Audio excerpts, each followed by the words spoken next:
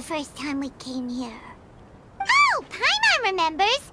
Nahita's consciousness had been trapped by the doctor, but we followed the clues she left behind to help her.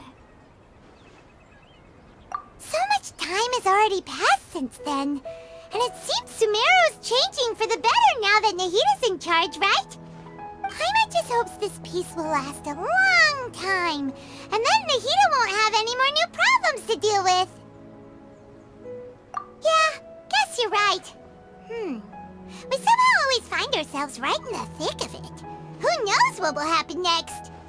Come to think of it, maybe it's all because of you. Maybe you're just a magnet for trouble.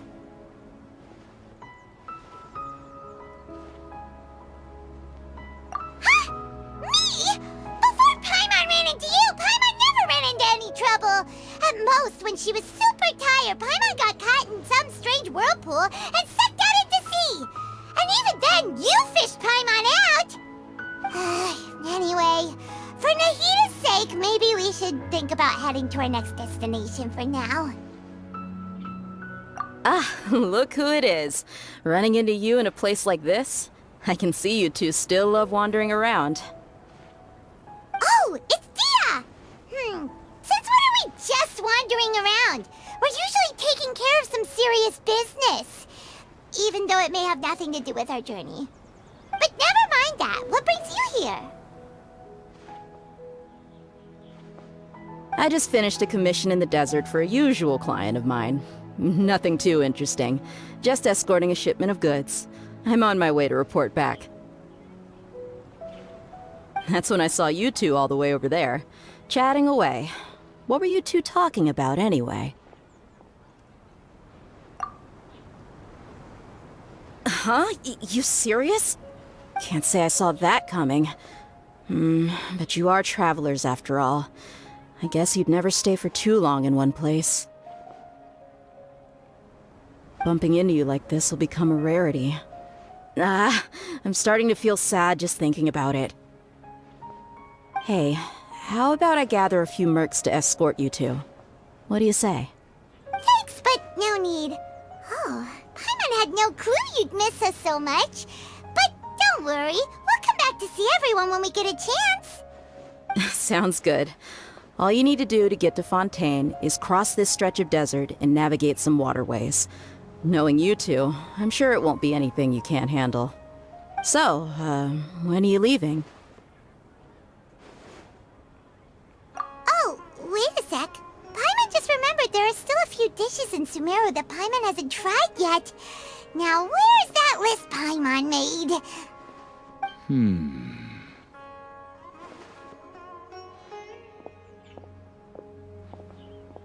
I see. Guess you won't be needing a going-away party or anything. It's sad enough to see you go like this. Though, now that I think about it, Sumeru wouldn't be what it is today without you. Seems true heroes always prefer leaving quietly. By the way, should we go say bye to Nahita? Oh, good point. Then there's no need to bother her in the real world. Then, I guess this is goodbye for now, Traveler and Paimon. Whether as a client or a friend, you're always welcome to come find me. Goodbye, Dia. Bye-bye, Sumeru.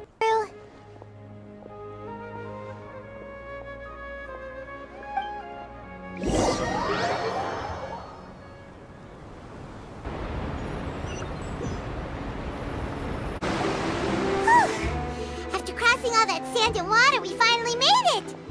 Oh, this must be Fontaine's port! Wow! Everything looks so advanced in Fontaine! Paimon's heard that the industry here is extremely developed, and there are all kinds of unusual machines! Just seeing the sights as a tourist is nice, but maybe it would be better if we found something to do! What do you think? Good idea! Nahita gave us loads of useful information. Seeking out the Seven is probably still our best source for information at this point. The more we can learn, the better. So, what do you think the Hydro Archon's like? Will we get along? Nahida said that she has a very unique personality, whatever that means. To learn about a nation's god, start with the nation's people. There seems to be some locals talking over there. Let's go see if we can join the party.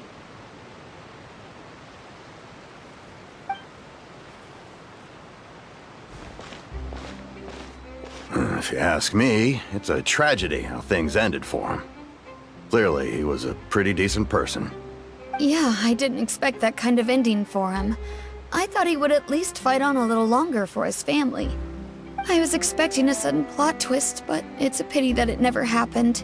Still, his story is quite the tearjerker.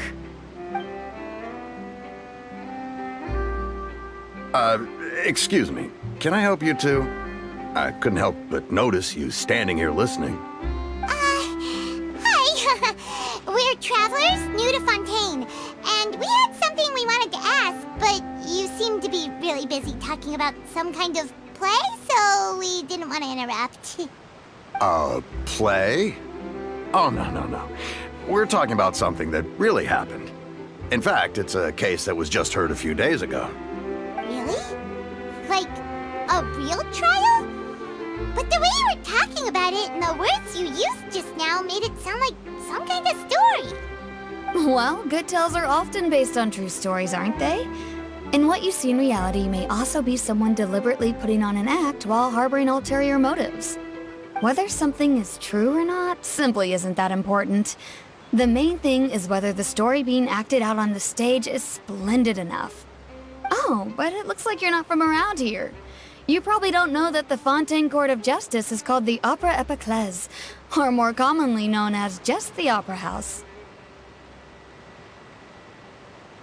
But, shouldn't court cases be treated a little more seriously than that? Not to question Fontaine's way of doing things. It's just that putting someone on trial is usually a very serious thing. No worries. Other visitors to Fontaine have wondered the same thing. You could say that we just don't want to waste the moving stories behind those cases. And as for your worries about whether the cases are treated with due reverence, we have the absolutely just and honorable Chief Justice Neuvillette, as well as the Oratrice Mécanique d'Analyse Cardinal, a machine created by the Archon. Between the machine and the Chief Justice, false charges and injustice are a thing of the past now. Oratrice? Is it some kind of machine, too? Oh, Paimon's curious. We should check it out if we get the chance. Wait, Paimon almost forgot to ask you our question. Do you know what we should do if we want to meet the Hydro Archon? Oh, that's easy. Just go to the Opera House. Lady Farina practically lives there. You could definitely say it's her biggest passion. Huh. I think what they mean is that they wish to speak with the Archon personally. In that case, I'm afraid it's going to be a tad more difficult. You'll have to make an appointment well in advance, and it'll depend on whether or not she has any time slots available. Huh. Is the Hydro Archon super busy taking care of official stuff? Wait, didn't you say that she's always at the Opera House? No. Lady Farina seldom takes an interest with the nation's affairs. The reason it's difficult to make an appointment is simply because she's incredibly popular. That's right. After all, she is the Archon. Though she may tend to get a little dramatic from time to time, people can't get enough of her. Huh. First time Paimon's ever heard of an Archon being described that way before. Wait! Paimon gets it now! The Hydro Archon is kinda like a big celebrity here, right? Yeah, I suppose you could say that. Perhaps you could even say our mascot. Hang on. This is still Fontaine's Archon you're talking about. You should show some more respect. Yes, you're right. I guess I should at least try to be a little more respectful in front of visitors. Otherwise, I might get arrested and find myself face to face with Monsieur Neuvillette. Come Come on. Sure, there's a lot of laws here, but nobody's going to be arrested for saying something disrespectful about the Hydro Archon. Alright, I think we get it. Thank you! At least we now know that we can find the Hydro Archon at the Opera House. But who knows how long making an appointment will take? Guess we could have a look around the city in the meantime. Hey! What are you looking over there for?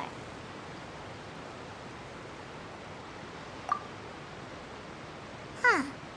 Maybe something's the matter. She isn't going to jump into the water, is she? Maybe we better go check on her.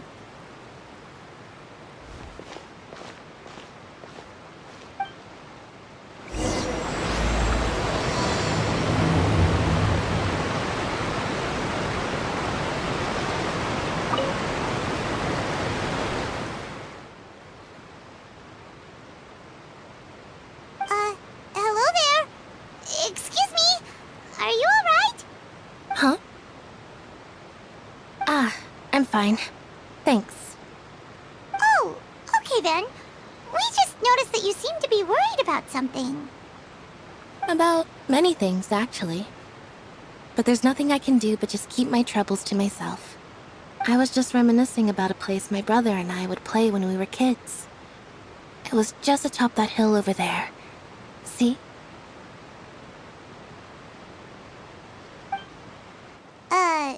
You're pointing at the sea. Wait, are you saying that you and your brother lived in the water? No, people call the waters around Fontaine a sea. It's actually just an inland lake that's filled with fresh water. And no, I can still see that hill clearly in my memories. Now, it's been completely submerged.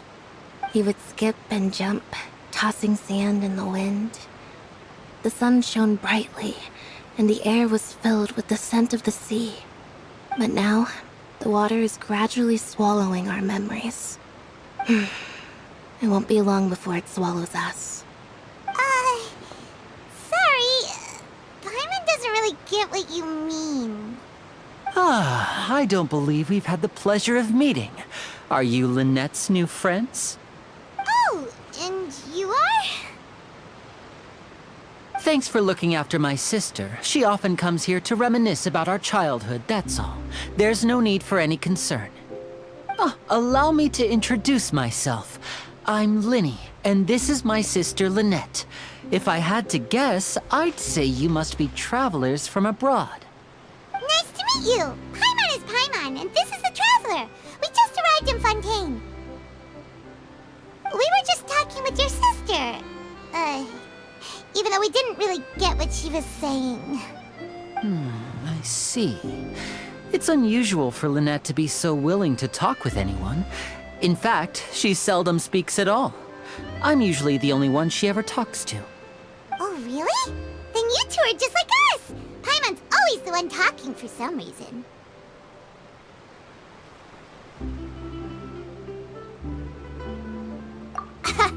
So that's how you think it is? I also think my brother can be too talkative at times. Seems you were right, Paimon. We are quite similar.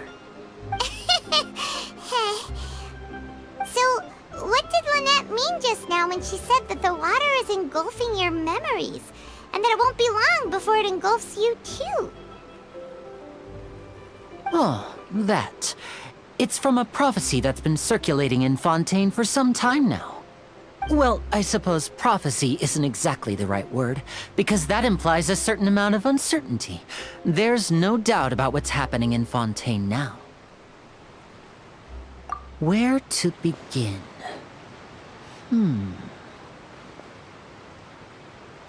Let's put that question on hold for a moment. We still haven't formally greeted each other yet, have we? Did all the introductions earlier not count? Hello, Traveler.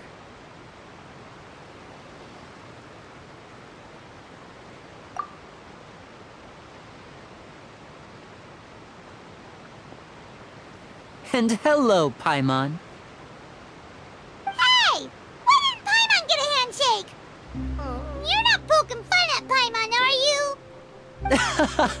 Please, don't take offense. Just consider it a sort of etiquette we have here in Fontaine when making new friends. You should remember it. It might prove useful. Oh, all right then. Well, Paimon's just happy to have a local friend now. By the way, we were just getting ready to go to the Opera House to meet the Hydro Archon. Would you be able to show us the way? So you're going to see Lady Farina? No problem at all. In fact, I was planning to go to the Opera House later myself. I'll gladly take you once I finish things here. Please, follow me.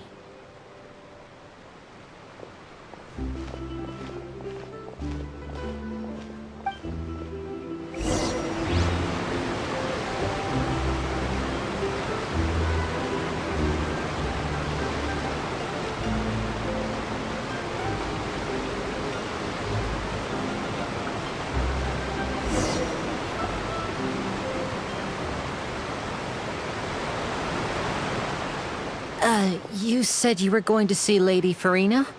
Well, it seems Lady Farina has come to see you.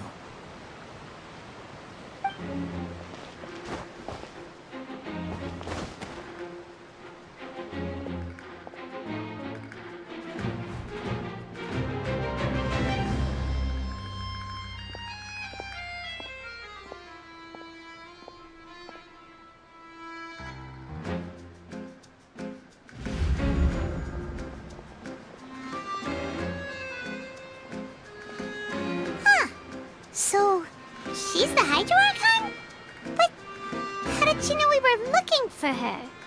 My dear people, rich and poor, those with cup in hand and those with nothing at all, raise your glasses in celebration! If you don't have one, then just raise your hand in lieu.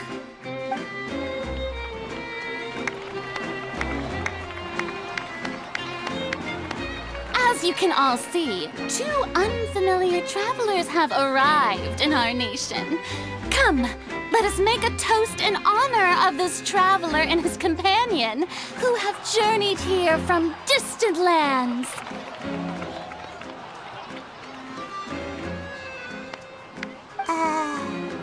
Is she talking about us?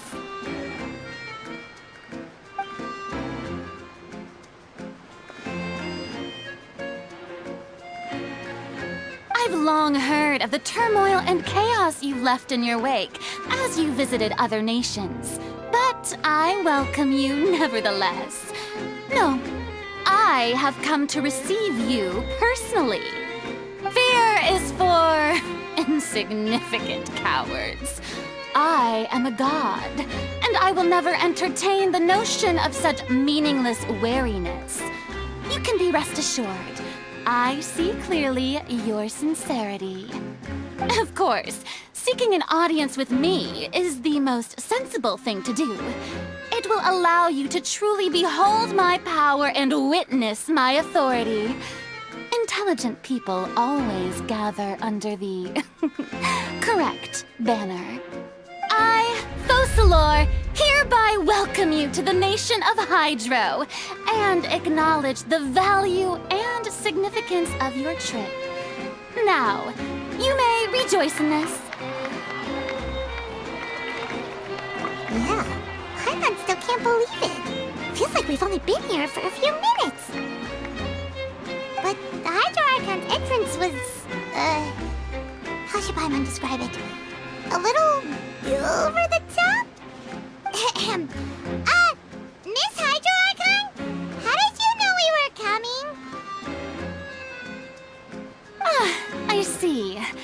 As Outlanders, you inevitably lack even some of the most basic understanding. Don't forget that even the gods can be divided into the mediocre and the excellent.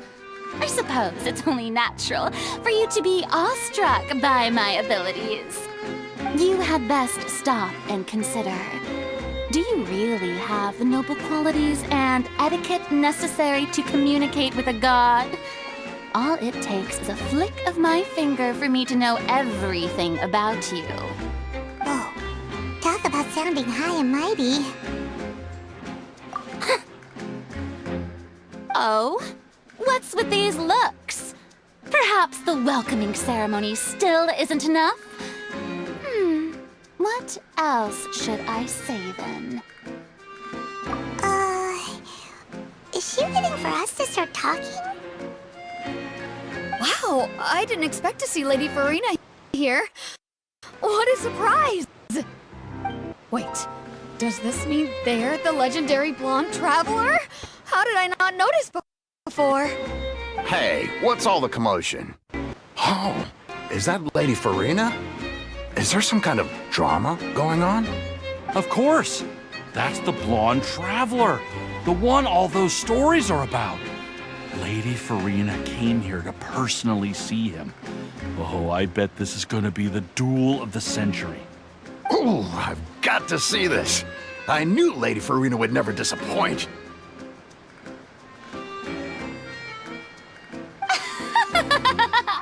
Yes, but don't get too excited now. My dear believers and spectators alike tend to get quite rowdy, and despite the noise, I've come to tolerate all their ruckus.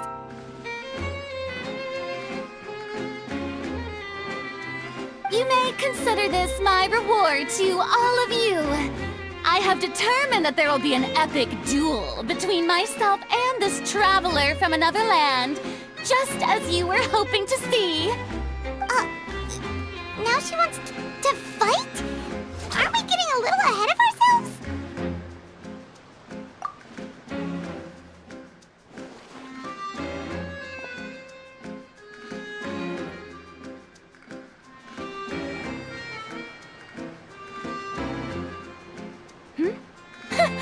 Are you not afraid? Might I remind you that this is a duel against the divine?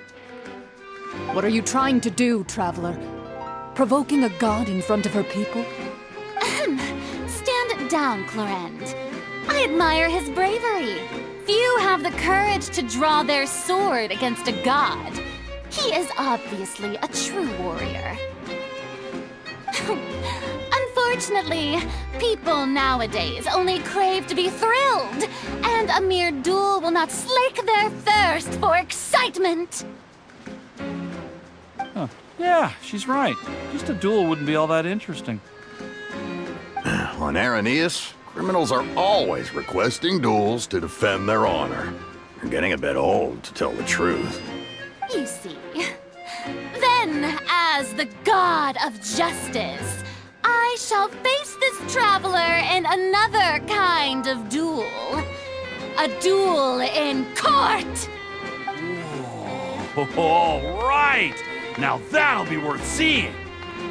Right. This is Fontaine, after all. Such a grand opera house, it would be a pity not to use it. Why do you care so much about the crowd's reactions? Seems you've spent a little too much time in the opera house. Besides, how exactly do you plan to have a duel in court? You mean you're going to put us on trial? Oh, we have reason to put you on trial. It's obvious, isn't it?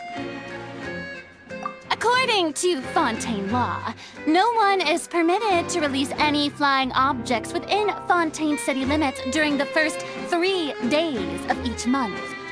You are clearly guilty of violating this law, no?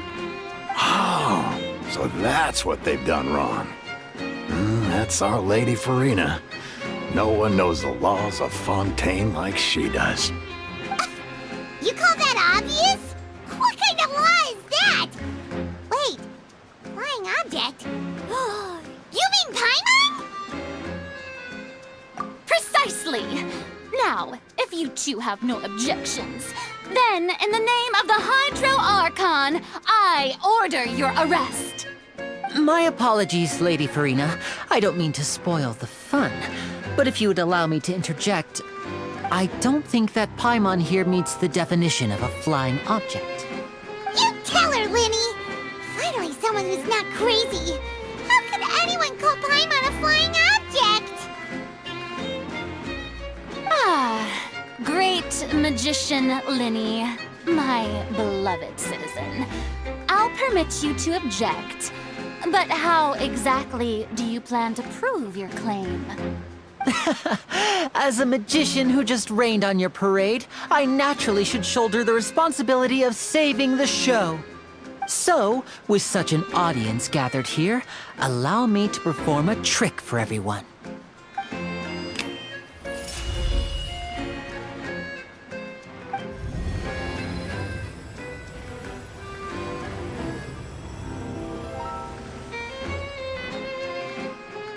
Ta-da! What's that on Paimon's back? Hey, when did you do that?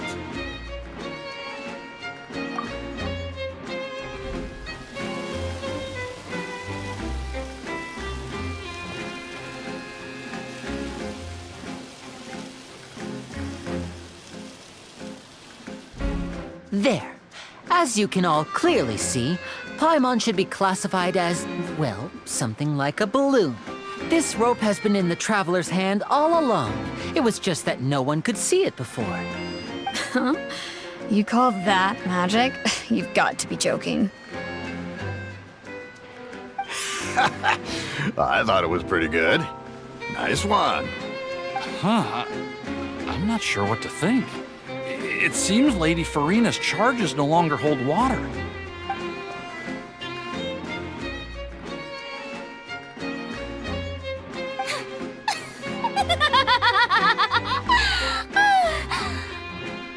Amusing.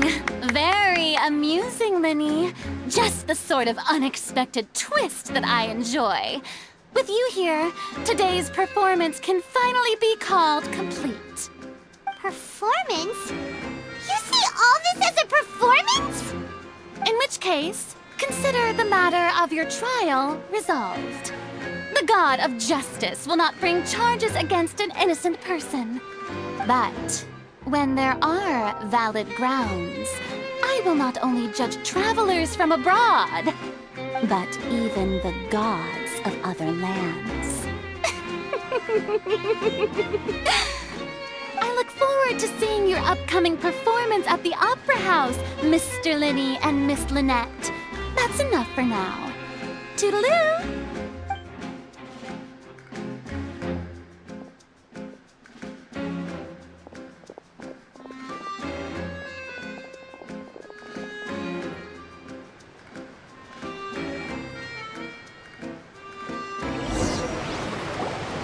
And just like that, she's gone. Well, that's the most unpredictable Archon Paimon's ever seen. He never even had a chance to ask her anything. But that's a problem for future Paimon. That whole scene just now was really... Don't mention it. I just happened to remember that there was such a law, so I did a little preparation, just in case. I didn't think it would actually come in handy. So, now do you see what kind of god Lady Furina is? She can be a bit confusing at times, but she is still amenable to reason. Anyway, Paimon had no idea you were a magician, Lyney. It sounded like you'll be performing at the Opera House, right? I just know a few simple tricks I use to make a living. Lynette is my assistant. It will actually be my first time performing on the most prestigious stage in Fontaine, the Opera House. But isn't the Opera House where criminal trials are held in Fontaine? When there are no public trials being held, the Opera House hosts a variety of other performances.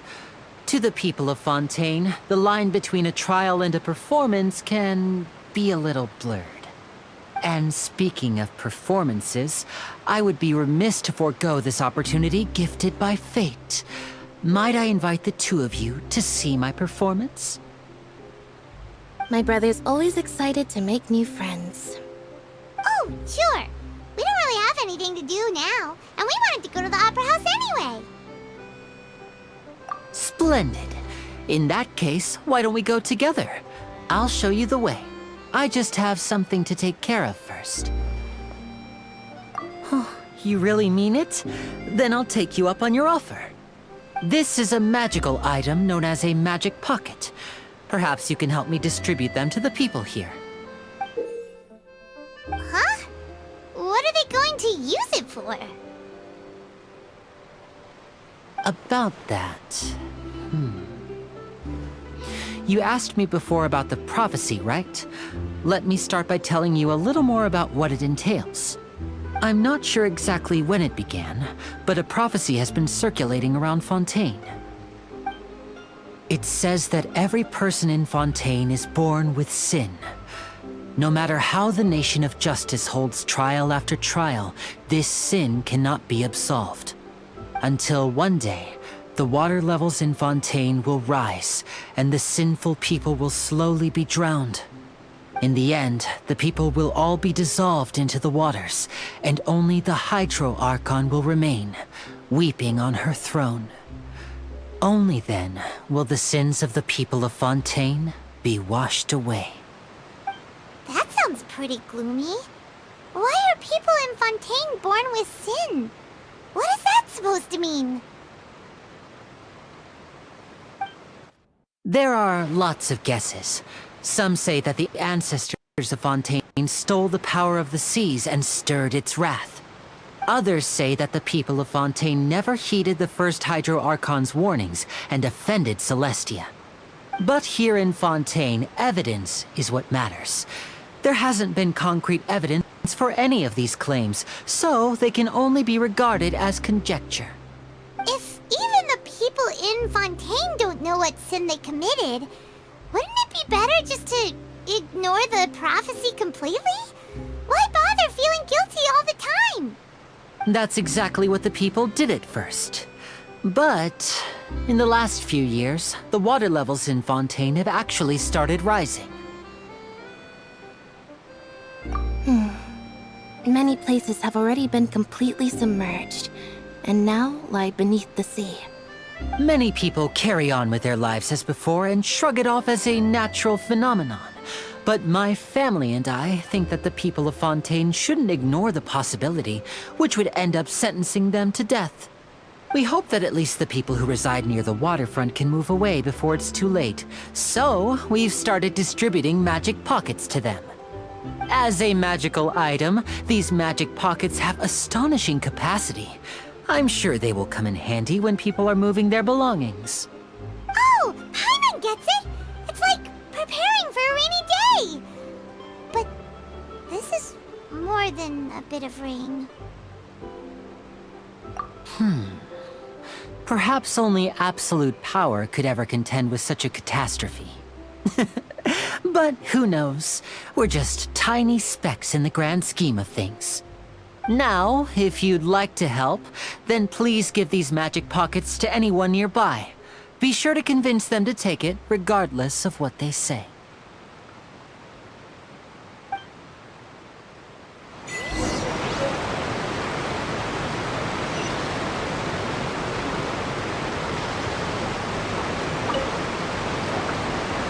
So you're the blonde traveler that everyone's been talking about.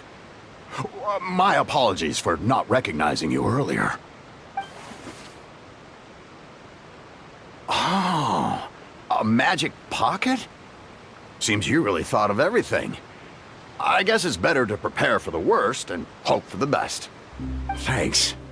Please, also thank the magician on my behalf when you get the chance.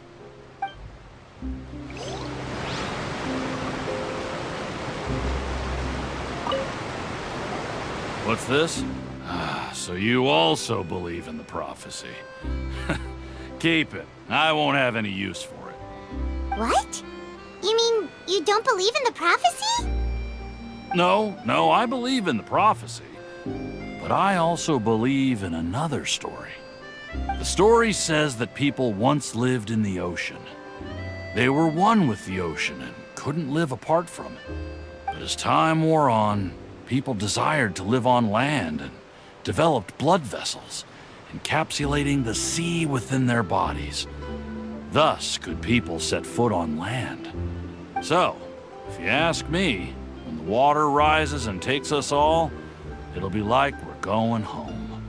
Oh, we hadn't heard that one before. But people can't live underwater. They'll die. You should probably still take it. All right, I'll take it. I guess I just feel that being dissolved into the water doesn't necessarily mean death.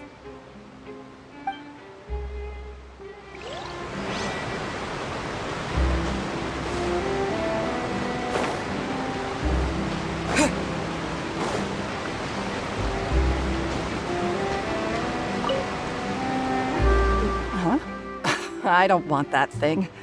Way I see it, if the prophecy's true, it's still gonna be a long time before the water can cover everything. Life is all about living in the moment. What use is there in worrying about the future all the time? We'll cross that bridge when we get to it. You should still take it. You never know when it'll come in handy. Oh, all right, fine. Thanks. It's just that if I start moving, that means I've already given up on the life I have now. I'd really rather not.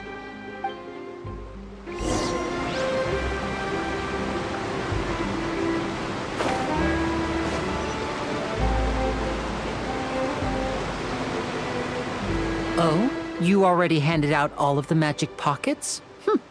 That was fast. So, what did people have to say? I bet you heard some, interesting opinions. Yes, but that will change once disaster strikes. I know they'll change their minds, so it's only right to help them prepare. Is there anything else you need to do before we leave? Yes, one last thing. I have the magic pockets made by a workshop in the court of Fontaine. Since we're out and about, I was thinking about bringing him some more materials. So, you want to collect materials? Just tell us what the materials look like and we'll help. Many hands make light work. Oh, that would be much appreciated. We'll need some Romaritime flowers. I remember seeing them near the waterfront on the east side of the harbor. You made quick work of that. I can tell you're an experienced traveler. I've also finished collecting a few here.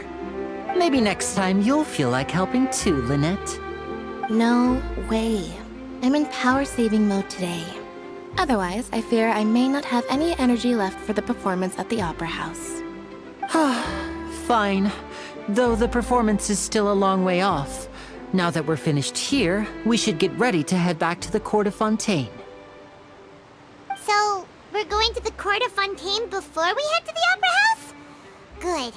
Paimon wants a tour of Fontaine's largest city and try...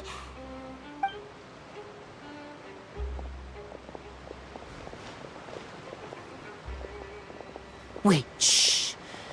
Have you noticed that person over there? The young girl. Huh? What's wrong with her? Paimon didn't notice anything. She's obviously a thief. Magicians and thieves practice similar methods. We divert attention, and a distracted audience is one that won't discover what you're really doing. Watch her movements carefully.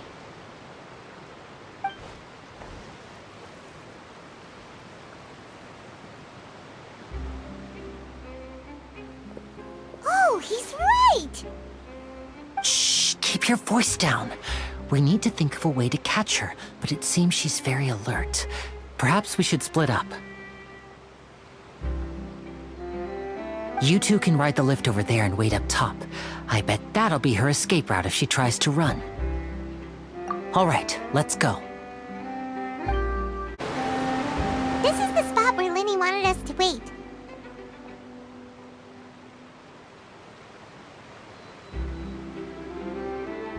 Oh, look! Isn't that her?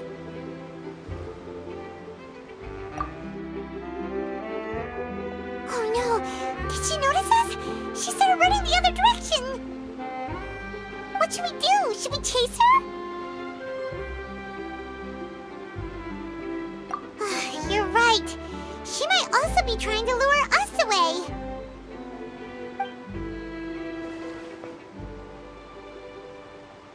Nothing's happened for a while now. Paimon wonders if Lyney caught the thief. Yeah, let's go.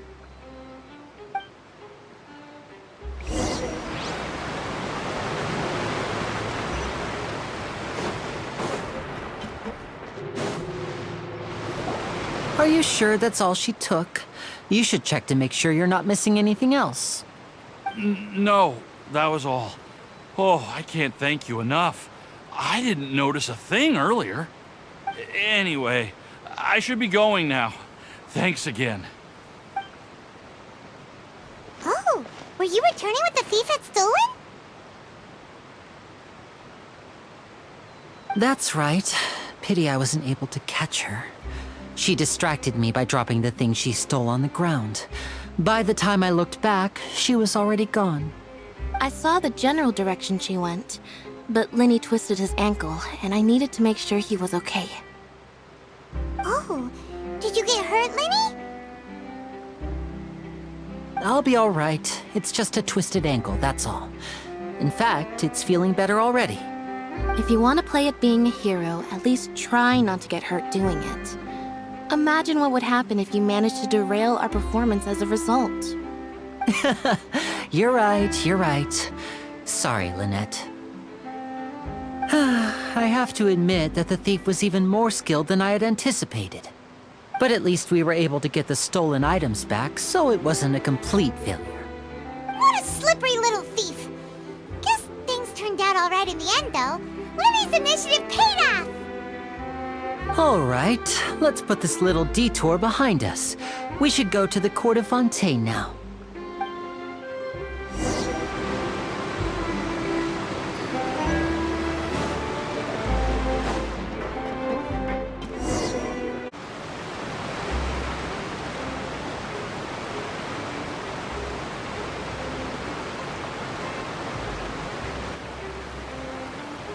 So, we ride this thing to go into the city?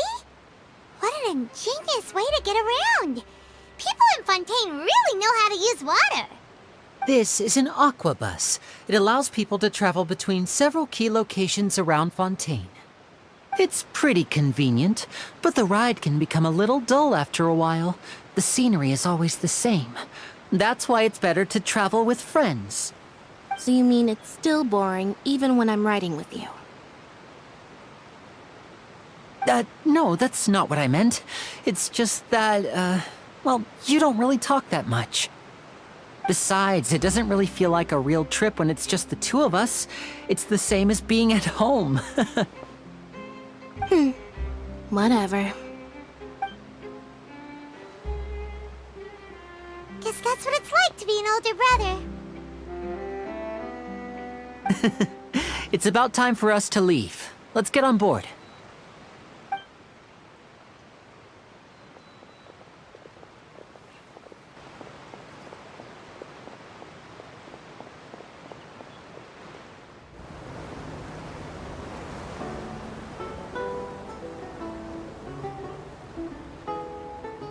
Huh? What? Traveler! Paimon! Charlotte! Oh, I never guessed I'd bump into you while riding the aquabus. In the story of my life, this is big news. What are you doing in Fontaine? I didn't hear anything about you paying us a visit. Yeah, it's quite the coincidence, but as travelers, we're always on the move. It's not surprising that nobody knew we were coming. Though we still have no idea how the Hydro Archon knew about us. Oh, let Paimon introduce you to our new friends! Oh, no need for introductions, Paimon. I would recognize the great magician Lyney and his assistant Lynette anywhere. I wouldn't be much of a reporter if I didn't know who they were. It's a pleasure to meet you. I'm Charlotte, a reporter for the Steambird. Nice to meet you. From the Steambird, huh? We've often relied on your paper to promote our performances. It's an honor to meet you. Now that everyone knows each other, Fontaine suddenly doesn't feel like such an unfamiliar place. So, what have you been up to lately, Charlotte? Any big news? Not too much. When there isn't any breaking news, I mainly cover the trials at the Opera House. You can still manage to keep readers' attention as long as you tell things from a clever enough angle, even if it's the same old topics. For example, reporting on how a scammer once deceived vulnerable girls into relationships, or how a financial criminal was once so poor that they ate a single piece of bread for 5 days. You're right. Seems you know me pretty well. What I'm really after is exclusive, sensational news pieces that could shake the country. These smaller stories are a waste of my talents. Oh, I just remembered. I've been following a case lately. Well, a series of cases, actually. You mean the serial disappearances of young women case? That's right! These stories are the talk of the town right now, and it's probably the most mysterious case we've ever seen. If I'm the first with a draft ready to publish when the case is finally cracked, and it's the headline story in the Steambird, oh, when that happens, I bet all the other reporters will shed tears of envy. I've already gathered all kinds of materials. I just can't wait for the truth to be revealed. So, what is the serial disappearances of young women case? You mean the culprit hasn't been found? That's right. The first missing girl case happened almost 20 years ago. And ever since, after a period of time, another girl disappears. What the cases have in common is that the girls are all of a similar age, and that they've all vanished without a trace. But the scariest part is that to this day, none of the girls have ever been found. Many suspects have been arrested over the years in connection with this case, but shortly after each arrest, another disappearance would always happen.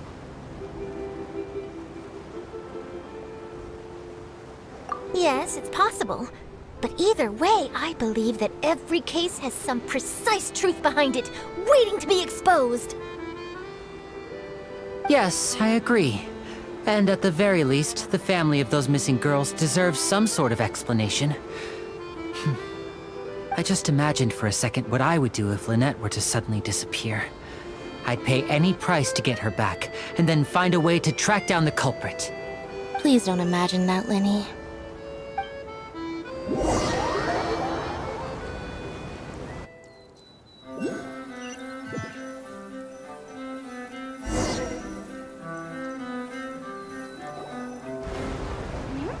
Hey, we're almost there! Look!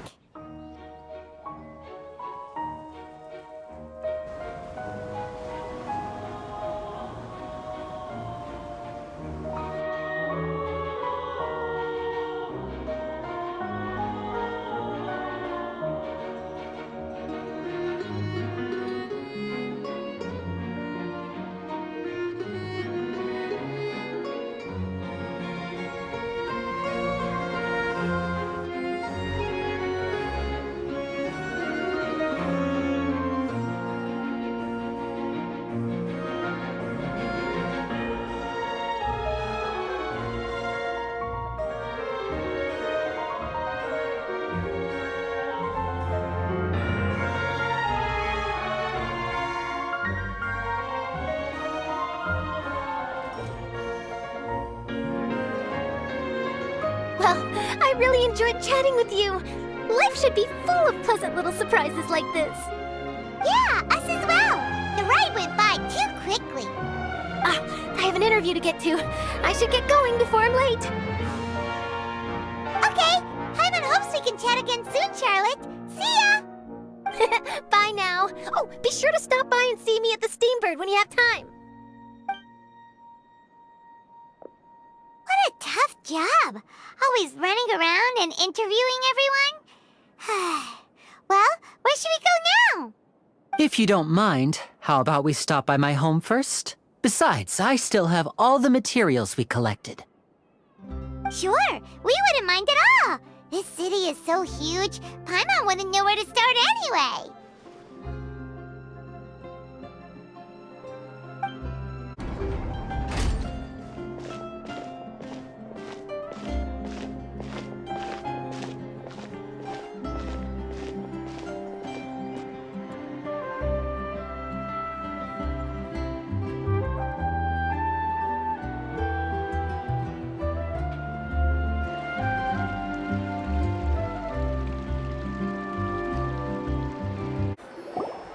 This is our current abode.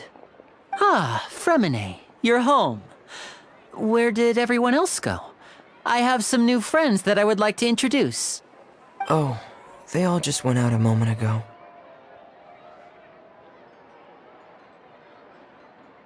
I see. Everyone is getting busier now that Father will be returning soon. I suppose that can't be helped. Allow me to introduce you to my little brother, Fremine. He is a phenomenal diver. Hello. Nice to meet you! Paimon is Paimon, and this is the Traveler! Oh, you sound very proud to have a diver as a brother, Lyney.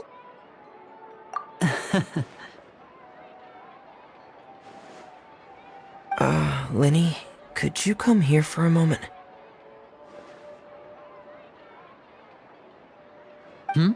What is it, Fremine? Do you have something to tell me?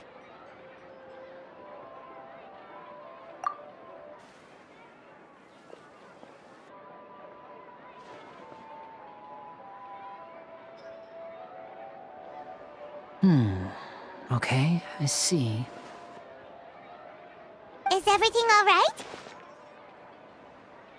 Oh, it's nothing. We were just discussing a little housework. Sorry for the interruption. Oh, before I forget, the Traveler and I collected more materials to make magic pockets. Were you able to get any, Fremine?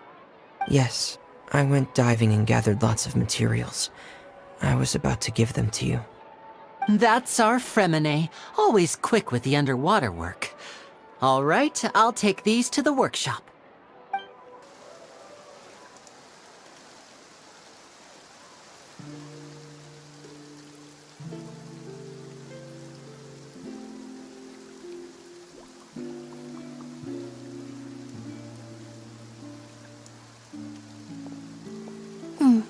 Looks like rain. Oh, you're right. But wasn't it clear and sunny just a moment ago? Fontaine's weather sure is weird. I'm afraid that's just how it is here. It often rains on days where there are trials being held in the Opera House, but don't worry, it'll clear up soon enough. What's wrong, Fremine? There's a legend about the rain that I tend to believe. It's said that a dragon of water once resided in Fontaine. Though we don't know where the dragon went, every time it weeps, the skies will cloud up and pour out rain. When I was a child, my mother told me that if I wanted to go outside and play, I should yell toward the sky at the top of my lungs. Hydro Dragon! Hydro Dragon! Don't cry! If it's an elemental dragon, then having the power to make it rain wouldn't be very unusual. Let Paimon try something. Hydro Dragon, don't cry!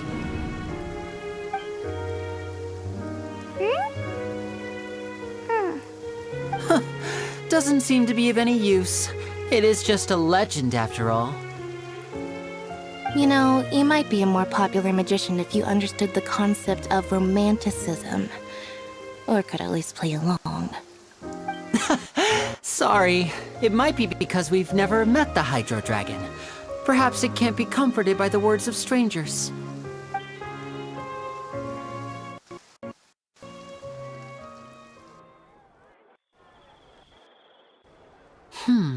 It rained for longer than I suspected. Oh, it's already getting late. Was there something you needed to do, Lyney? Yeah, some preparations for the show at the Opera House. I need to find a way to catch the last aquabus of the day. On the day of the performance, just ride the aquabus to the island of Aeneas. I'll have Lynette meet you at the fountain in front of the Opera House. Oh, are you leaving now? What is it, Fremine? I'm in a hurry. Oh, I get it. You feel nervous delivering the materials for the magic pockets, is that it? Perhaps we could trouble the Traveler to help us take these materials to the Beaumont workshop and deliver them to the owner there? I'm afraid that Fremine can be quite introverted. And the boss there tends to be pretty talkative. Fremine has always been a little afraid of her. No trouble at all. Don't worry, we're on the case. Sorry for the inconvenience. I'm quite useless when it comes to such tasks. I'll think of a way to make it up to you. Oh, no need. This'll be a walk in the park for us.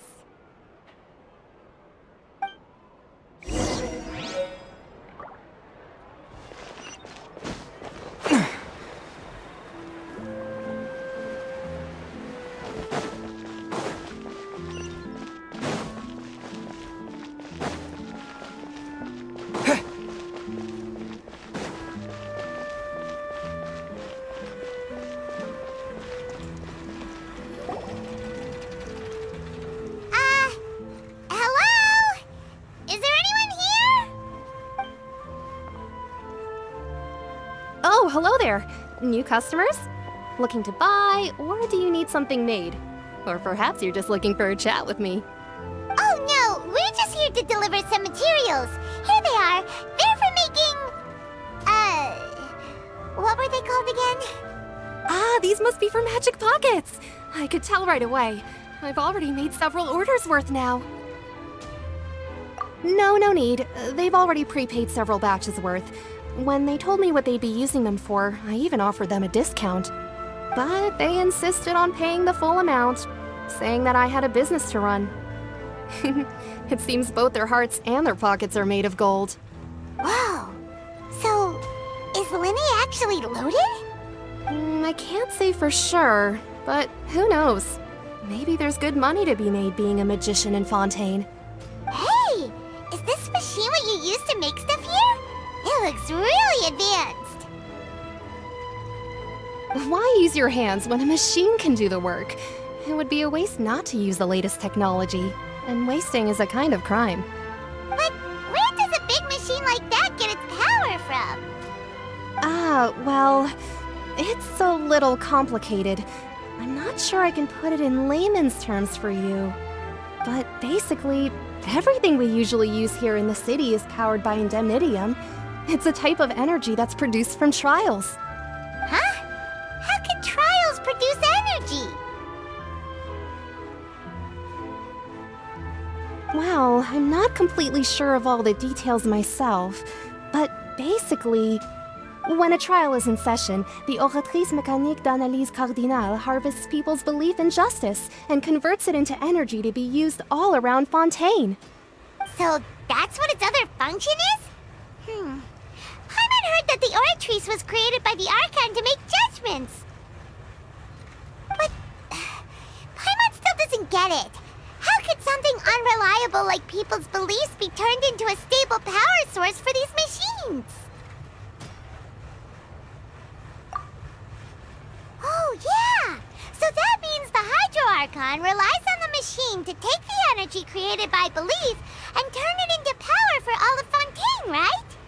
Even though I've never heard anyone really put it that way before, it sounds like it makes sense. Besides indemnitium, we have another type of energy called pneumosia. It isn't produced by the power of the Archon, but it is unstable by nature. Even now, it still cannot be widely used by civilians. I thought I'd find you hard at work, but here you are chatting the day away. Since you're already talking, I'm sure you wouldn't mind a few words with me. You again? Didn't I already promise you that I'd have the more I owe to Confrérie of Cabriere by next month? Why are you hounding me now? Yeah, but how do we know that you won't go running off by the end of this month? I want 50% today. Wait, no, 70%. Huh? You... Seems business isn't so great for the workshop. We've already finished our job and delivered the materials. Maybe now's a good time to leave? Hey, hold on! Before you go around trying to collect payments, why don't you settle your own debts first? If Confrérie of Cabriere wants to poach clients from Northland Bank, that's fine. But I'm afraid you still owe the bank a hefty sum of mora. So why don't we work things out between us first, before you get back to your little conversation here? You're from Northland Bank. But we said we'll pay everything we owe next month. Why are you hounding me now? Traveler, Paimon! I didn't think I'd run into you here in Fontaine. What are the chances? We're surprised to see you too! What are you doing here in Fontaine? You didn't want to stay in Snezhnaya? Long story short, I've already been in Fontaine for some time now, and honestly, things have been pretty boring. But it seems that fate brought our paths together today. Not only will I have some good friends here now, but ones who always seem to find trouble. Either way you look at it, it seems things are going to get a lot more interesting now. Pretty sure we'd want to avoid anything that you'd find interesting. Besides, our trip here has gone pretty well so far. Right, Traveler? Hey, you, Northland Bank boy. Aren't you forgetting something? Don't interrupt. It's not often I run into the Traveler like this. Why don't you wait for me over there for a while? You kidding? Aren't you the one looking for us? You really expect us to sit and twiddle our thumbs while you catch up with your friends? Listen to me, boy. If you want your Mora, fine. Why don't you come and take it? Hey, I just said not to interrupt. Oh, by the way, Traveler, the last time I took Tonya and Tooser ice fishing, Tooser said... Hey! That's way over the line! All right, boys! Let's see who has to pay up now! Can you at least let me finish one sentence? Fine. Though the bank told me not to get rough with our clients. You're the ones who started it. This is an act of self-defense. You two will have to be my witnesses, okay? I'm sure this won't take long.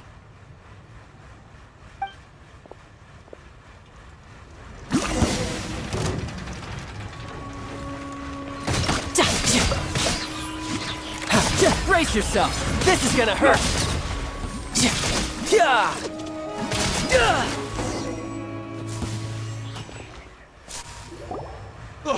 What's your deal, Brad? How are you so strong if you're just a staffer from Snezhnaya's Northland Bank? Wait, don't tell me you're... Oh, now you notice. It's a little late, don't you think? Just make sure you understand that you don't mess with Northland Bank. Got it?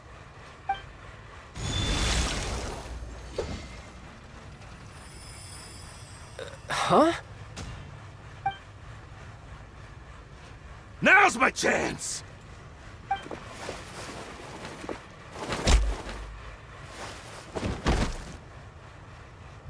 Huh. That was weird.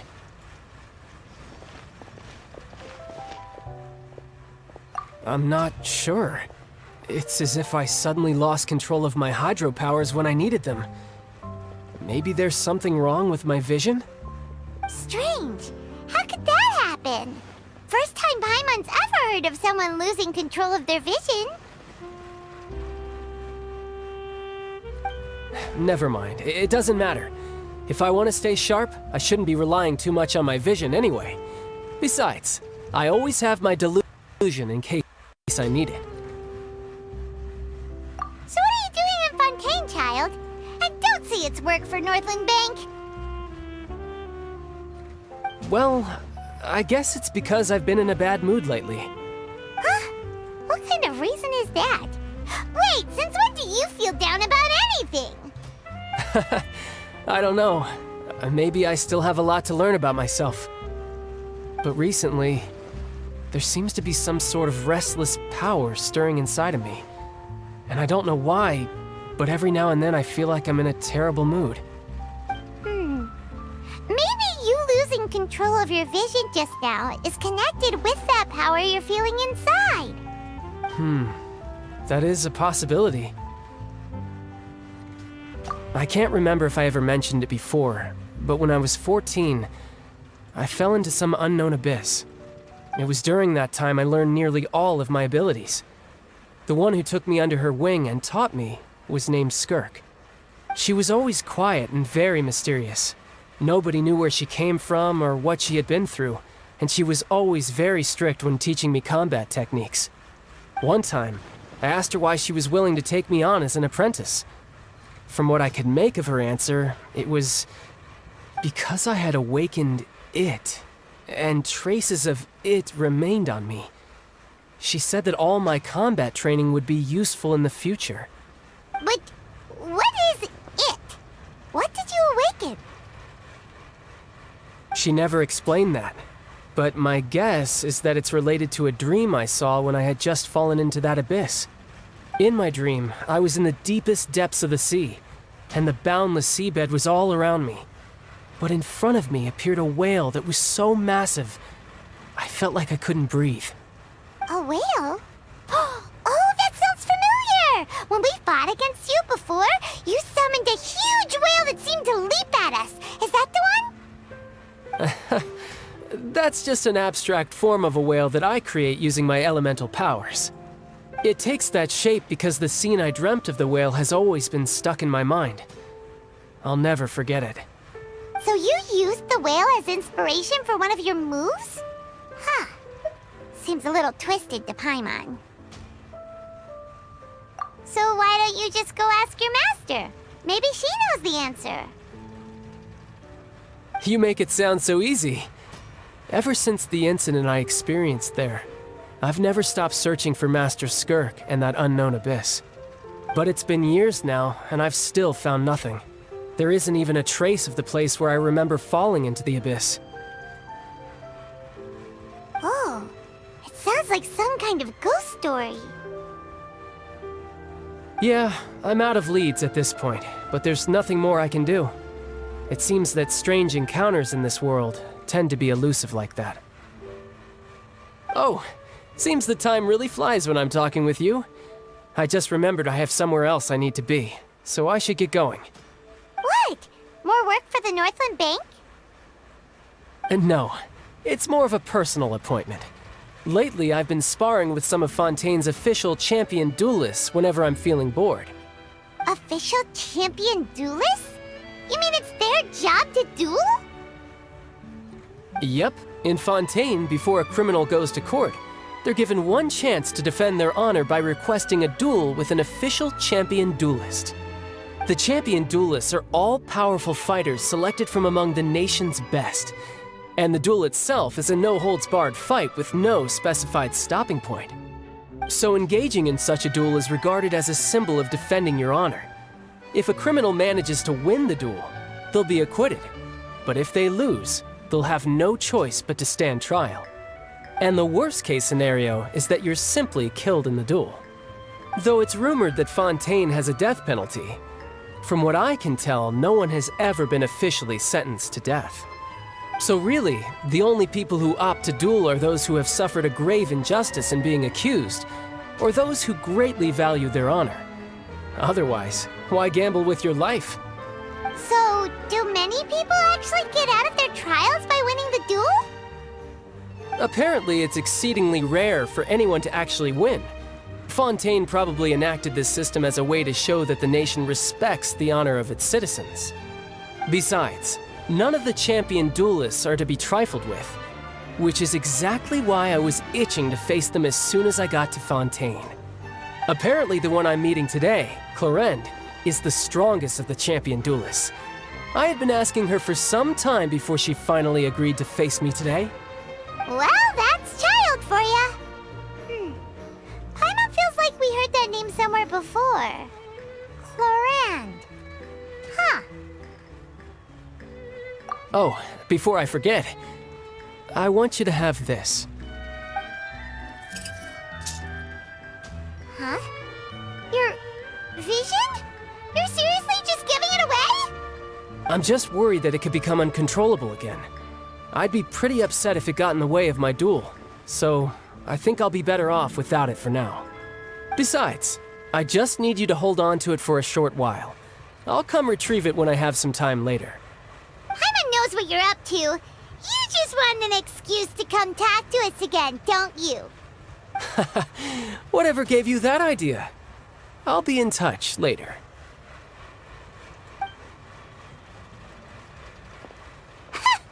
That sneaky guy. He said he's been feeling down lately, but he seemed the same as ever to Paimon. Well, Seems we don't have much to do for now. We might as well walk around and see the city before Lyney's performance.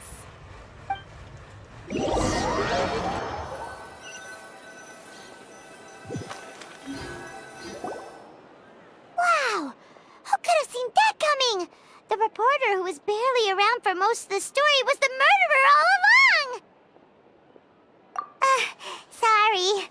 Paimon was just surprised, that's all. Whew. Paimon never saw that twist coming.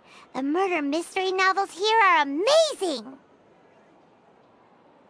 The whodunits here in Fontaine are a lot different than the light novels you see from Yai Publishing House. Both have their merits, but Paimon thinks this style of novels are more, well, novel. It's so exciting to reach the moment when the mystery is uncovered, especially in the one Paimon was just reading. You should buy a copy and read it too. Oh, sorry about that. Paimon will be more careful next time. Hey, shouldn't we be heading to the Opera House to see Lyney's performance soon? It's almost time for the show to start, so we should get going. Lyney said that the Opera House is on Aranias, so let's go ride the Aquabus! Whoa! Now this is fancy! The Opera Epiclese. What a place to hold a performance! No wonder Lyney and Lynette were looking forward to it. Huh. Looks like there's a lot of people standing around the fountain up ahead. Oh, Archon, please bless us with a bright and healthy child. We pray. I don't know why you always feel the need to ask so much. I'll be happy as long as our child is healthy and lives a peaceful life. I guess if they're our kid, then there's no doubt they'll turn out smart. Maybe this is one of the customs in Fontaine. There sure are a lot of couples here. Vache. What's wrong? Vache. Vache. No, Paimon didn't say anything. Are you hearing things? Welcome to the Fountain of Lucine. All the water flowing through Fontaine converges here. It's customary for newlyweds to come here and wish for children. Lynette! You scared Paimon! When did you get here? Lyney asked me to wait here for you, remember? Right. What do you mean? There are a lot of people here right now. Hey, you're not trying to scare Paimon, are you? Besides, it's the middle of the day. It's not the time for eerie things. I see. I might be able to tell you something that could help explain the voice you heard. In fact, you might not be imagining things at all. I suspect that what you heard is a result of your hypersensitivity to the hydro element. Others in my family have had similar experiences. It's because of his sensitivity to the hydro element? But what would hearing a voice have to do with elemental power? When do you cry, Paimon? Wait, what? What does that have to do with anything? Just answer me. When do you cry?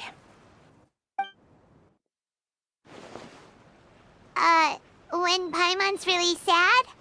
Oh, and when Paimon's super happy. Oh, and also when Paimon's really, really scared.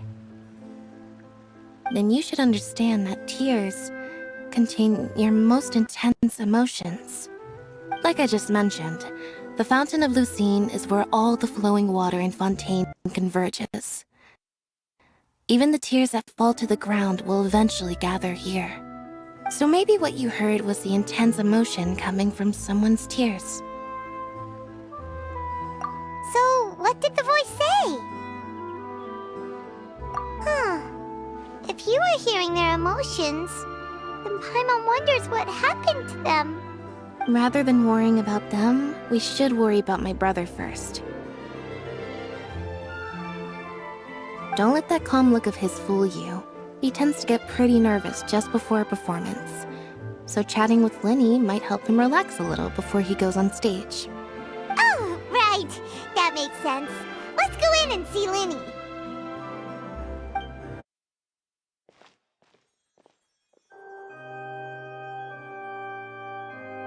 Ah, Traveler and Paimon. Good to see you. I knew you two would come. Are you kidding? We wouldn't miss it for the world. We've been looking forward to it. I can tell, judging by how early you've arrived. But you're actually right on time. The audience still hasn't started entering the venue yet, which means now is the perfect chance for us to take you to the best seats in the house. Wait just a moment. I'll fetch the tickets.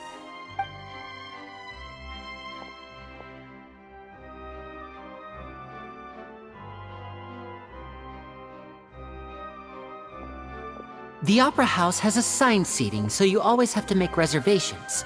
I've already reserved your seats, and here are your tickets. Ooh, front row seats! Thanks, Lyney! Don't mention it. There's no need to keep thanking me. Hey, Lyney! Could you come over here and take a look at this? Oh, I'll be right there. Seems there's an issue with the stage props over there. That's Cal, my assistant, calling me. I'll go lend him a hand. Yeah, we'll just go to our seats. You go ahead, Lyney.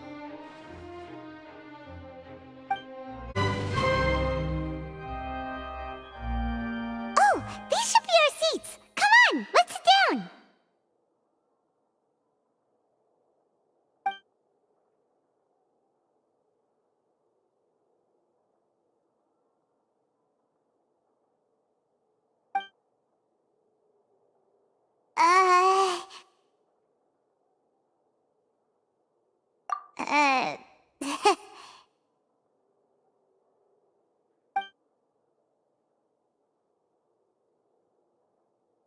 Hey, Traveler.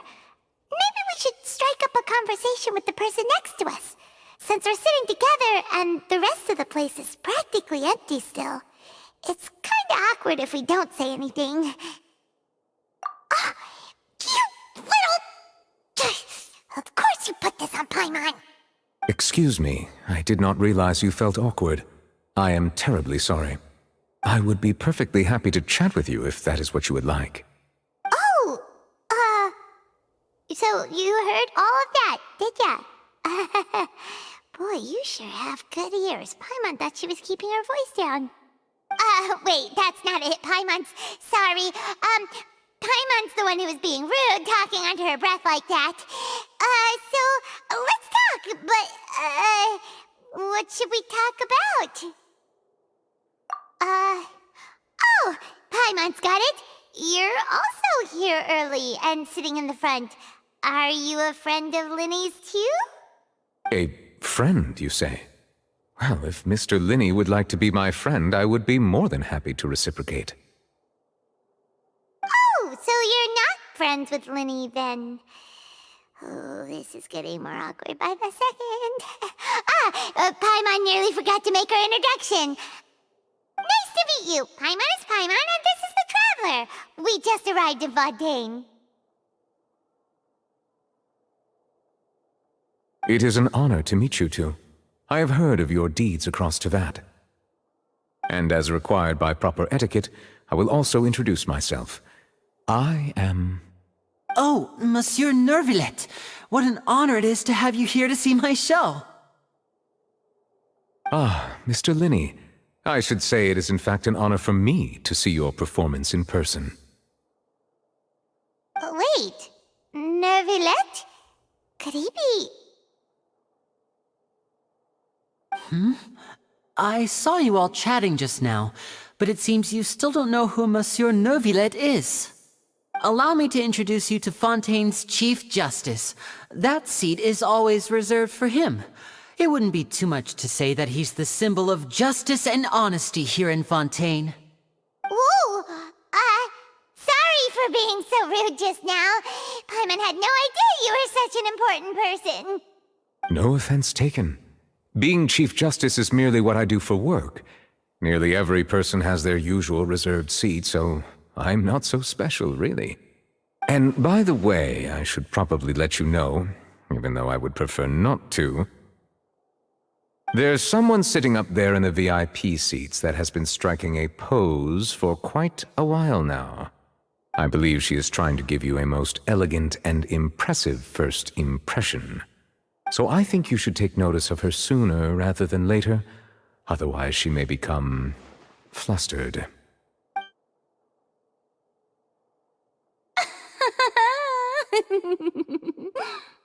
Huh?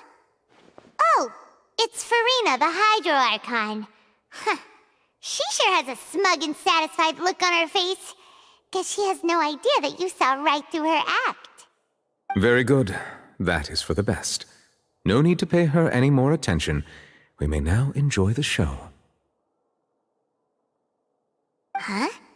So is this what things are like between the Chief Justice and the Hydro Archon? All right, please wait just a moment longer. I've pretty much finished my preparations, and the performance will start as soon as the audience has made their way to their seats. Yay! The show's finally about to start! Paimon can hardly wait! Paimon's never seen a real live magic show before!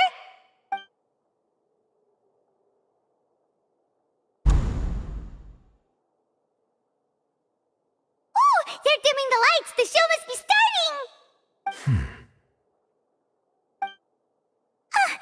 Sorry. Paimon will try to stay quiet. Welcome, one and all, to the Opera Epiclese. I am the star of today's show, Lyney.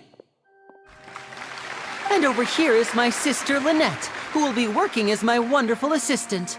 Please, let's give her a warm welcome. Hello, everyone.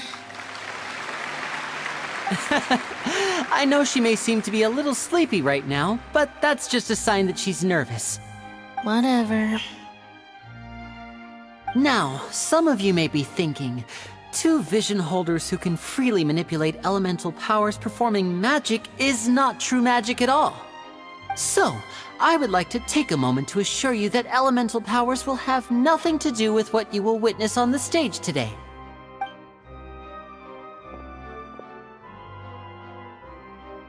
Both Lynette and myself have removed our visions for the show. That way, even the gods won't be able to help us. Oh, good point. That's what makes the show real magic. Now, without further ado, let the show begin. Lynette will now exit the stage to make some preparations. I know you might miss her, but don't worry. She'll be coming right back on stage momentarily. Perhaps in an unexpected way. I'm sure she'll be stealing the spotlight soon enough.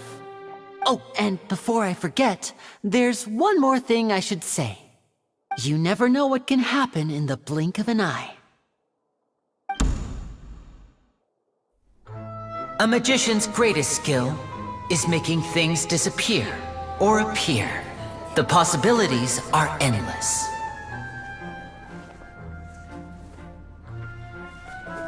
Huh?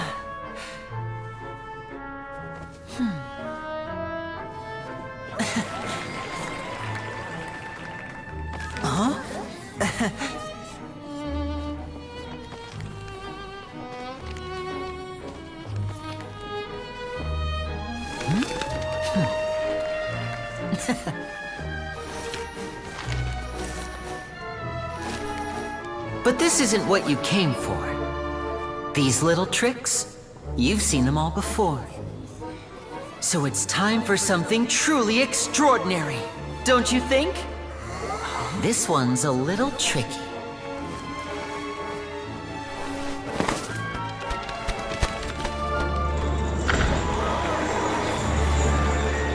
Using this water tank, I shall make my sister vanish completely, right before your very eyes.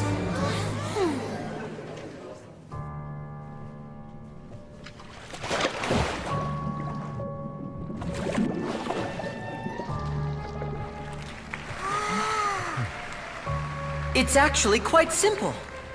She'll just turn into air bubbles and float right out of the top.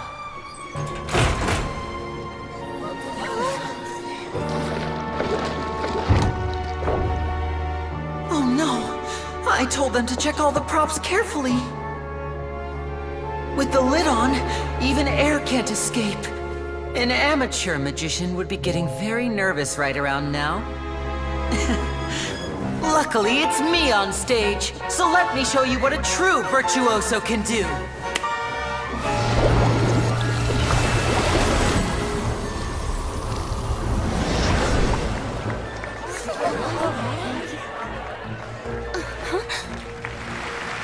Lynette, are you still there? Don't go too far. We don't want to use up all our magic. Hi, I'm back. Uh-huh.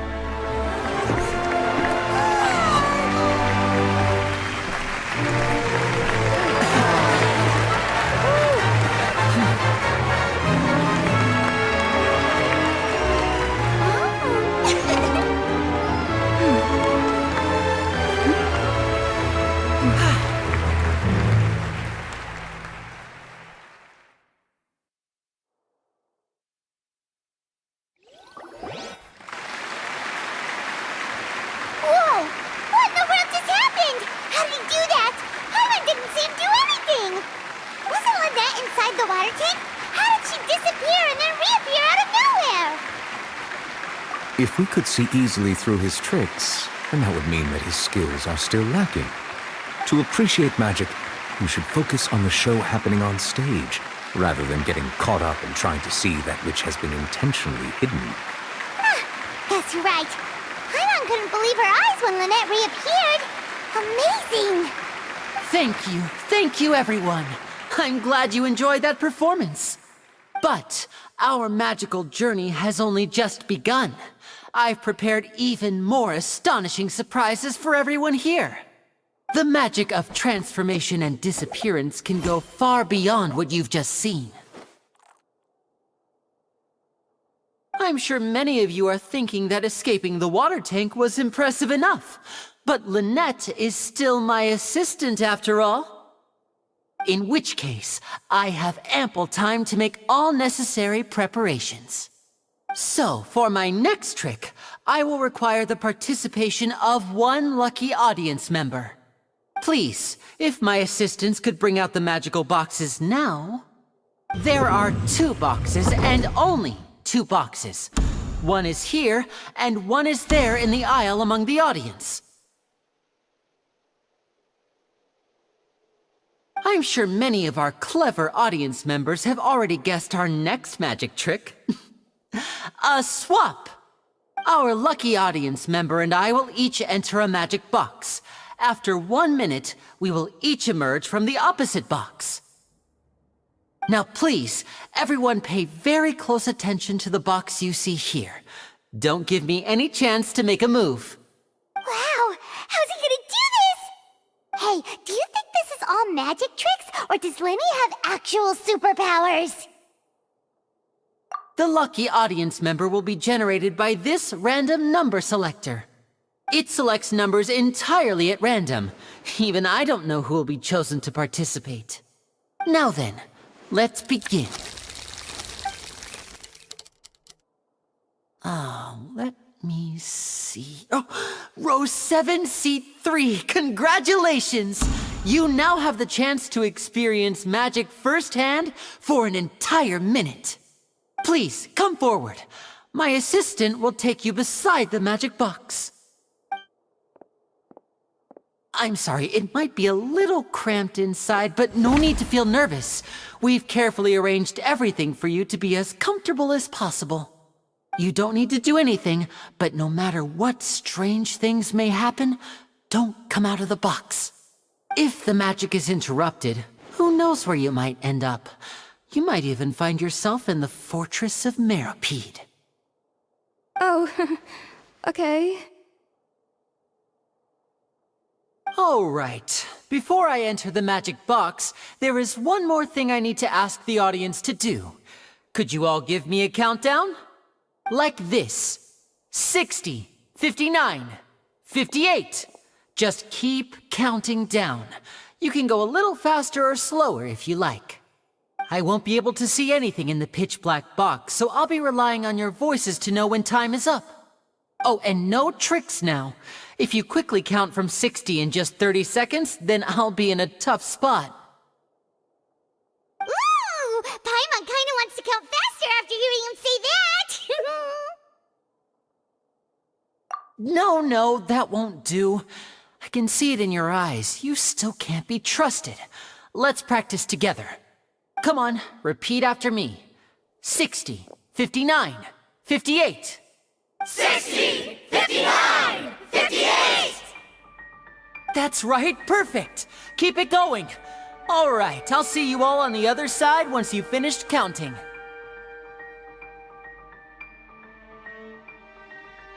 54, 53, 52? Huh? Why aren't you counting, Nervalette? I am counting in my head. I think things are exciting enough in here as it is. Merely a consequence of my identity and personality. Do not worry about me. Just enjoy the show. Oh, alright. You looked so serious that Paimon thought you might be feeling uncomfortable or something. 40! 39! 38!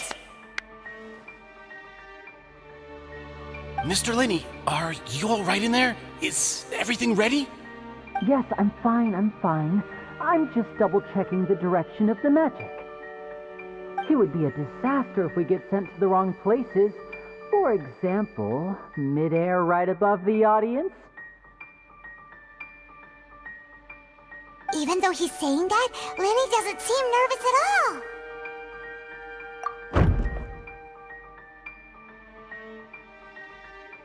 Ah, what was that noise?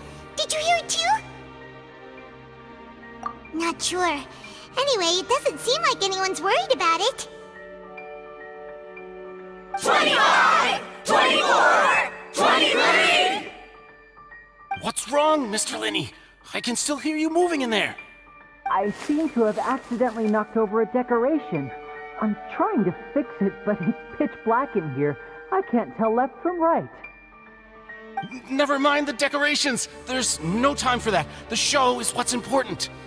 No, that's unacceptable. I want my show to be perfect. Don't worry, we still have 20 seconds. Hear them counting? 19! 18! 17! It seems things aren't quite going as planned. I apologize, everyone. It feels like you're all starting to count faster, but that's all right. I know it can be tiring to do such a long countdown. 10 seconds and change is still plenty of time. 10! Almost there now. 8! Swapping two people is harder work than you might think. Even a master magician like me can't guarantee I'll get it right the first time. Hey, wait! Is this the back one? I can't tell. They both look the same inside. Huh? No, that's not it. I'll try again. 7! Hey, slow down! Honestly! 5! 4! 3! Whoops! That doesn't count! 0!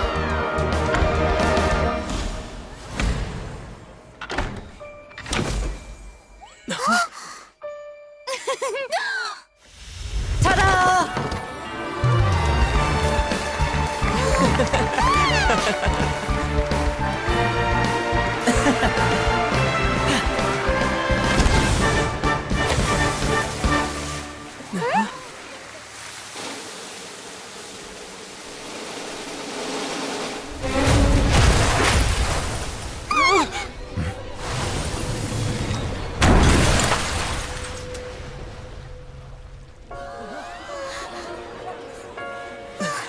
What happened?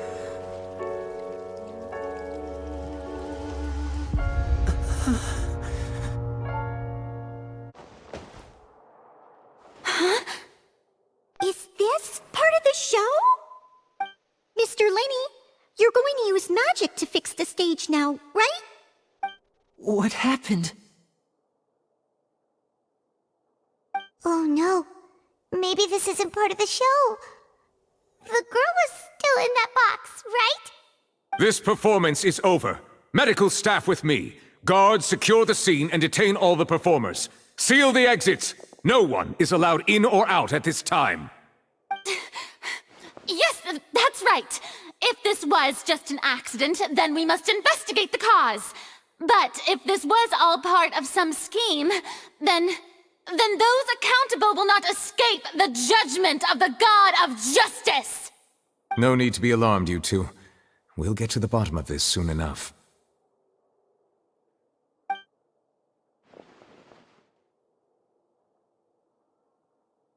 Unfortunately, the person who is in the magic box has been pronounced dead. His name was Cowell, one of the assistants in Lyney's magic troupe. Apparently, the fireworks on stage ignited the ropes that were suspending the water tank, which then caused the tank to fall onto the stage. As of now, we are still not sure why we found Cowell in the box, rather than the guest from the audience. And after an initial search of the area, the guards have confirmed that the girl is nowhere to be found. It appears that this incident was not merely some mishap with the performance. And there are many indications that it is connected with the case of the serial disappearances of young women. The serial disappearances case? That's the case that Charlotte mentioned before!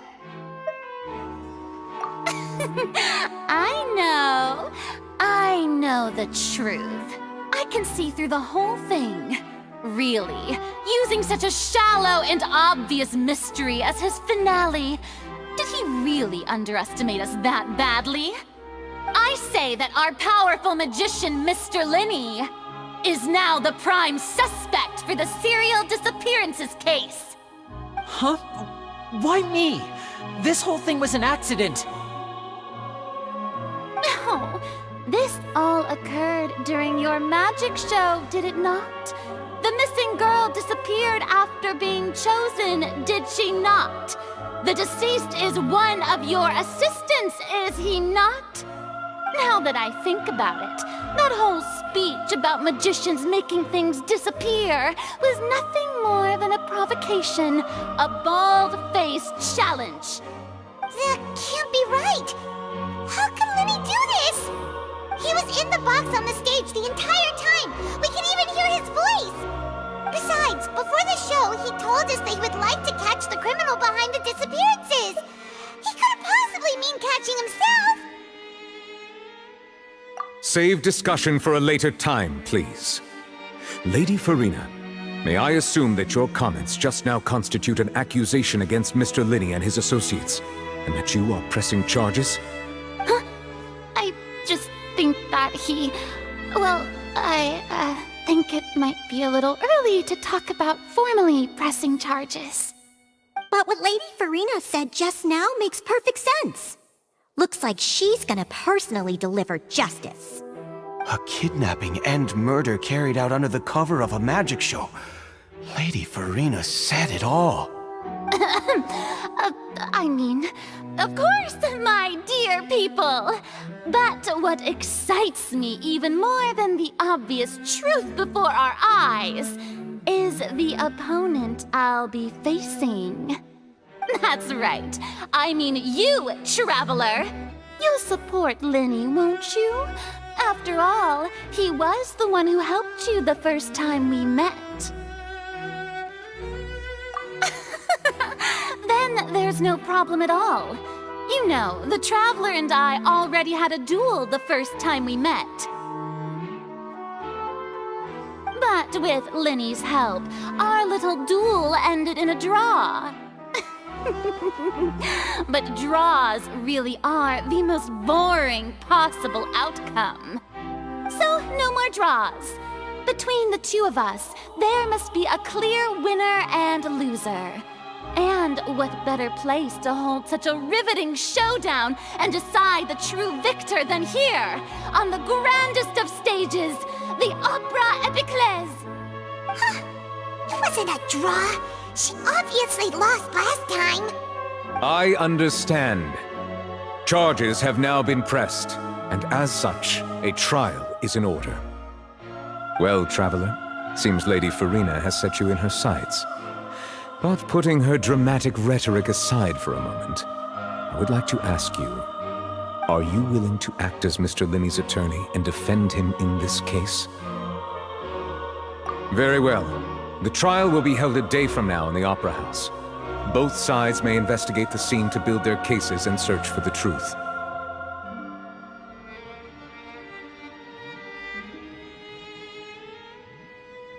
Lyney and his troop are all potential suspects and shall remain within the Opera House. The audience may begin to leave in an orderly fashion once they have been cleared by the guards. A day isn't that long. Let's see what kind of case this big-shot Outlander can build in such a short amount of time. I'm really quite looking forward to hearing it.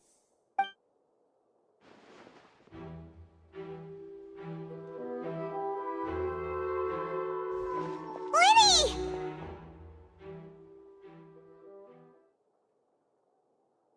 Sorry about everything that happened just now. Were you frightened? Of course! Who wouldn't be scared after witnessing an accident like that? Yeah, I'm a little shaken up myself. How could this happen? And poor Cal. I know you already claimed that you would defend me, but now it's just us talking. Tell me, do you think I could possibly be the murderer? Good to hear. Thank you so much for trusting me. I'm sure everyone sees me as the biggest suspect at this point. But if you ask me, the whole thing is mysteries layered upon mysteries, such that all that's left is confusion. I don't know whether what happened there on the stage was purely an accident or not, and I don't know why poor Cal was in the box. As for how that girl chosen from the audience could suddenly disappear, I'm afraid I don't have any answers either. If someone tampered with my performance, then we need to figure out what they did. Even a skilled and knowledgeable magician like myself couldn't pull all that off in just 1 minute.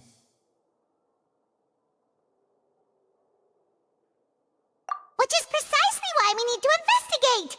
As this book says, the impossible could not have happened. Whatever happened must have been that which is possible.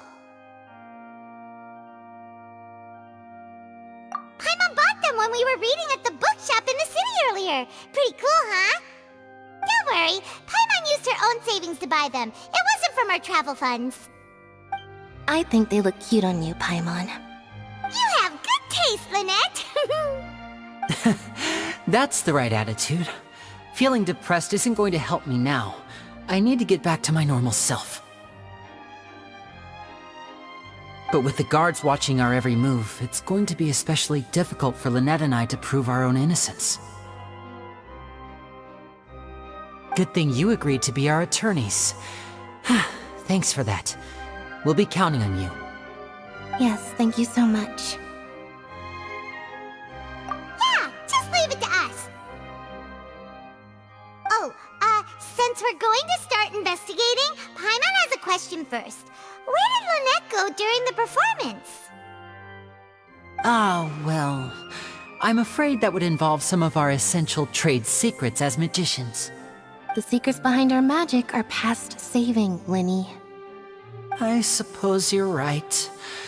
The truth behind our tricks is going to be important evidence that will be weighted during the trial. 'Tis truly a pity.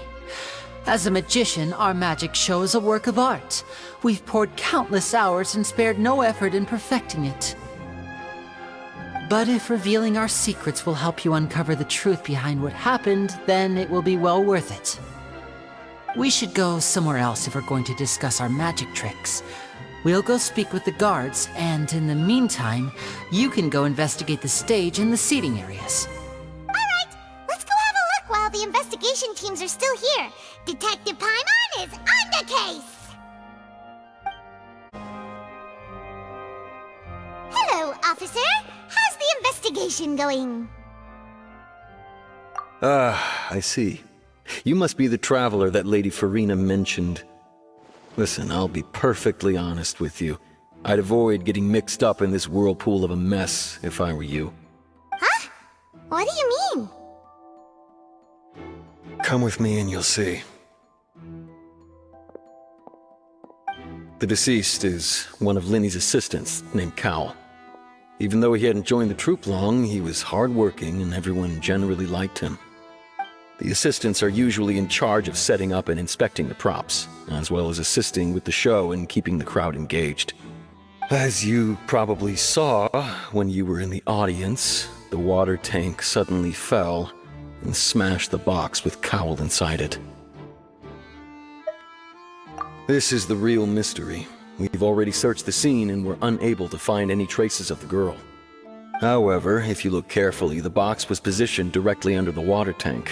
The ropes holding the tank were then burned by the pyrotechnics on stage, causing them to snap. All these factors lining up so perfectly makes it hard to see this as a mere accident. If anything, the more logical explanation is that the whole incident was intentionally planned, and Lyney is the most likely person to have access to all these areas. But he doesn't have a motive! Are you both good friends of his? Well, you can't say we're good friends, but we've known each other for a little while. So in just a short time, he was not only able to win your trust, but even convince you to act as his attorneys. I know there's no such thing as magic. The real trick of a magician is holding the audience in the palm of their hand. I've seen a lot of cases, and I can tell you that people are the least reliable kind of evidence. Sorry, I tend to be pretty straightforward. Just know that I'm warning you for your own good. Anyway, you may investigate the scene of the crime yourselves if you're curious. Who knows, maybe you'll be able to come up with some new evidence. Hey, you! Yes, both of you! Over here! I've been keeping an eye on you for a while now. Huh? You mean us? That's right. If I'm not mistaken, you're also among those who wish to cut down the thorns and pursue the truth. No? And by the looks of it, you're not from Fontaine. Well, you're right on the more about that one, but who are you? Have you never heard of the Spina di Rosula? From mediating disputes and providing protection to solving conundrums, you name it, Spina di Rosula does it. And I, Navia, have the honor of being its renowned president. Though those who play by our rules call me boss. I'm Silver, her attendant. Pleased to meet you. And I'm Melus. Demoiselle's various daily needs and affairs are under my purview. Huh? Boss? Demoiselle? What gives with the names? Well, I am the second generation president. Melus and the others are still used to my previous title. My apologies, Demoiselle. Should you prefer, boss, I will endeavor to use that instead. No need. You don't have to call me boss. Just Navia is fine. Okay, if you say so. Not that we're members of Spina di Rosula anyway.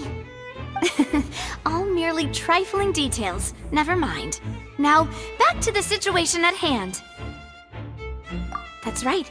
I've always kept an eye on the serial disappearance cases. My interest stems from a matter back from my father's time.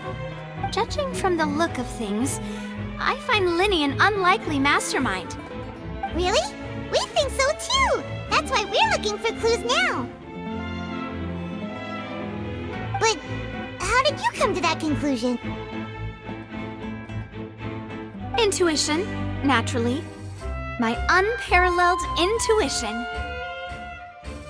Farina sure was quick to point the finger at Lyney without any decisive evidence whatsoever, wasn't she? But that's not uncommon for her. If you remember, the Justice had to interrupt her and ask if she was pressing charges just to keep her from getting carried away. Anyway, a trial begins the moment someone levels charges. And, of course, there was no way Farina was going to back down in that situation. Sounds more like you just don't trust the Hydro Archon. Well, what's your opinion? I must admit that she can be interesting at times, but liking her doesn't mean that I'll blindly agree with her. All right, I've answered your question. Now, it's time you answer mine. Wait a minute! Did that Well, I say it does. But don't worry, you won't hear any pointless questions from me. In your opinion, do you think it's right to treat a trial like it's an opera?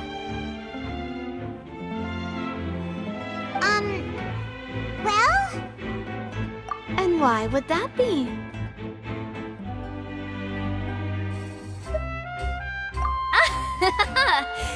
See, Silver and Malus? I told you they'd be different. Most astute of you, demoiselle. I too think that the Traveler's response was most excellent. No matter how wonderful the script or how fervent the audience's expectations may be, the trials that go on stage here must be based in fact. And if that can be done, boss, then... All right, that's quite enough, Malus. Anyway, I like your answer. You passed with flying colors.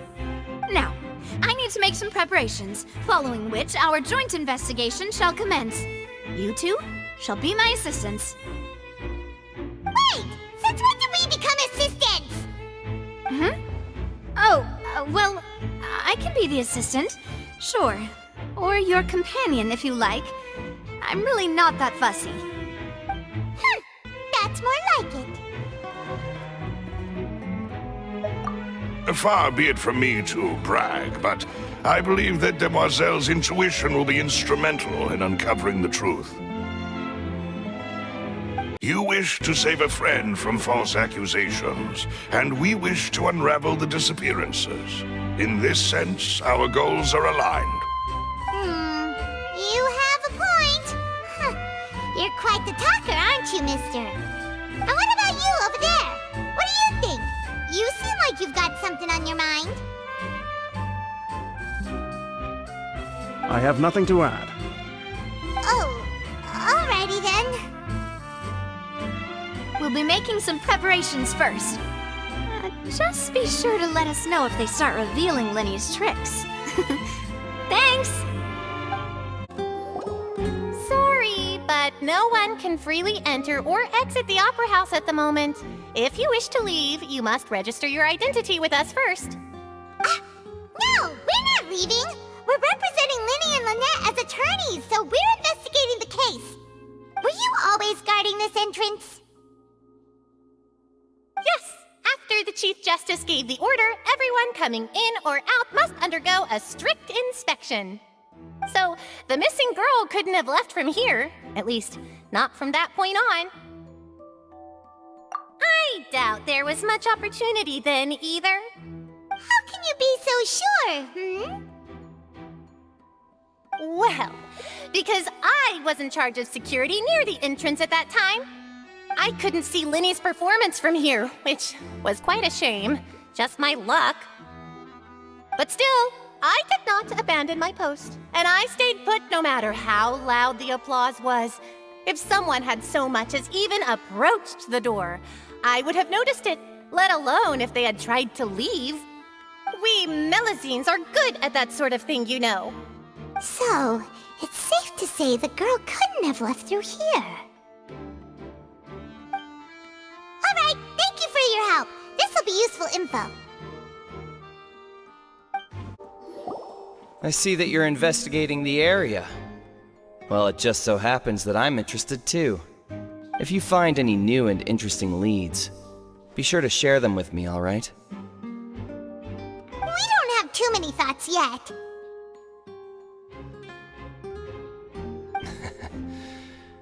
Then why don't I tell you my hypothesis first? The way I see it. It all started with that loud thud. The thud?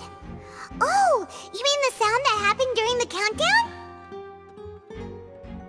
Yes, exactly. It wasn't terribly loud, but I suspect that most people heard it. It's just that everyone was awaiting the results of Lyney's trick with bated breath, so no one paid it much mind. But now that the incident has happened, the thud has become an important clue. That makes sense. So, what do you make of it? I'm of the opinion that it may have been the sound of Lyney's accomplice, Lynette perhaps, jumping atop the water tank or something like that. And when the pyrotechnics went off, she cut the rope, sending the water tank crashing down. But Wasn't the noise we heard too loud for that? Perhaps the balance wasn't right, leading to a particularly rough landing. Oh, that's true. I suppose I must reconsider. That does remind Paimon, though. What was with that sound? So this is the rope that broke and caused the water tank to fall. The rope looks pretty durable.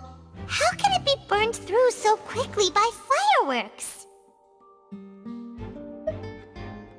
Why are you suddenly so serious, Traveler?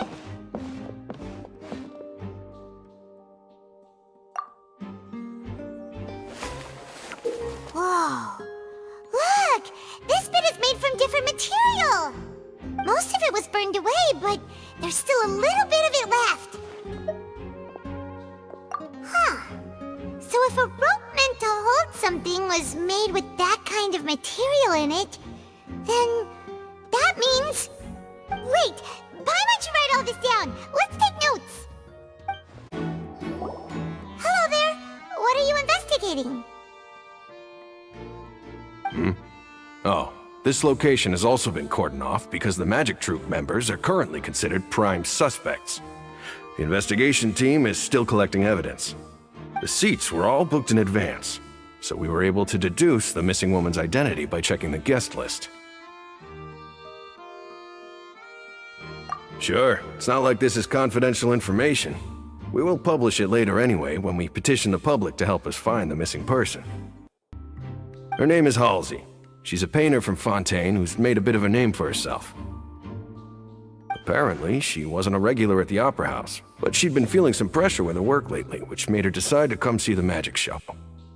The Magic Troop members all claim not to know her. We have looked into her social connections. It seems that she has no personal grievances or conflicts of interest with the suspects. Simply put, she wasn't related to the Magic Troop at all, which matches the features of the previous serial disappearances. Were the victims of previous cases also chosen at random? That's how it seems to us, in any case. Apart from the fact that they were all young women of around the same age range, there really weren't any other connections between them. Okay then. No need to be so formal. If you do happen to see the missing girl, please be sure to contact us. It is of utmost importance that we get to the bottom of these disappearances. The investigation team has some new findings. Turns out there's an issue with the random number selector after all. See, I told you. What if the machine picked some big guy's seat? You think the murderer would have still made his move then? Sorry to interrupt, but we're helping Lyney and Lynette with their side of the investigation. What were you saying about the number selector? There's something wrong with it? You're trying to help them? That'll be a tall order. Lyney used the machine to pick a random member of the audience during his performance, right? The lucky girl that later disappeared. Well, we thought there might be a serious problem with the machine, so we had it taken away for further inspection. It turns out that the seat number it picked wasn't random at all. The machine picks that same number every time. I'm sure you already know that you have to make a reservation in advance to get a seat, regardless of whether it's a trial or some performance. In other words, Lyney knew who would be sitting where from the very beginning. That much checks out. Lyney reserved our seats for us too. Bet you see why I was saying it'd be tough to make a case for Lyney. Even though it's bad for Lyney's case, Paimon had better write it down. Understood. Then I will be going with you. Just so you're aware, I will be monitoring your actions and making notes as necessary. Very good. Thanks for being so agreeable. I'd pull a rose out of my hat as a gift for you if I could. You may spare the pleasantries. I'm just doing my job. You've arrived. Who's this? Me? I'm Spina di Rosula's guardian angel. If you've got a problem, I've got the firepower. Sorry, I got a little carried away there. Call me Navia. I'm a partner of theirs, and will be helping investigate this whole situation. And these are my companions. Would you mind if they join as well? Fine by me. Oh, new helpers? I would be most grateful. Well, let's just say we're tagging along. It's not every day you get to see the secrets behind magic performed on such a large scale. I appreciate your kind interest. Come with me. We'll be heading below stage. Huh? Below stage? Yes, a world of secrets is hidden beneath this magic box, prepared specifically for this switcheroo trick. But before I reveal everything, you should have a look first. Notice anything strange here?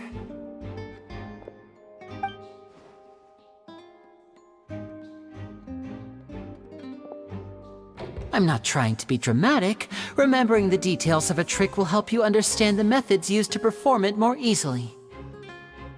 Huh. Weren't there balloons and other decorations here? Where did all that go? Ah, good eye. That said, you're still far from discovering the answer. The back? You mean the inside of the door? What's different about it? Paimon didn't notice anything. Very good indeed. I thought you might not be able to catch that, given that you were sitting in the first row. The back of this door was patterned. Those patterns are now gone, replaced by a smooth wooden board. So, if you put 2 and 2 together, what do you get?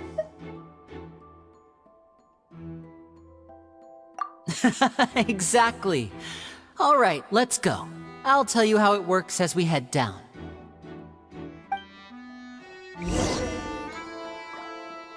Oh, so there was a passageway under the magic box! I knew you'd figure out most of it as soon as you saw this place. The 2 magic boxes are positioned right above the 2 entrances of the tunnel. See this flatbed trolley? The box with the lucky audience member in it would be shuttled over to the other side using the trolley.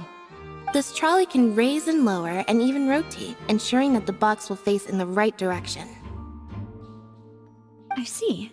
So that's the purpose of the box inside another box. Precisely. The inner box would descend after the audience member was put inside and be moved along the trolley, all while the outer box would remain on stage as if nothing had ever changed. So that's how you did it!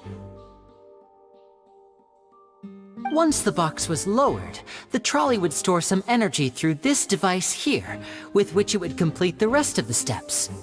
The audience member would only be able to feel some slight movements in the dark, and by the time she walked out, she would already be back on stage.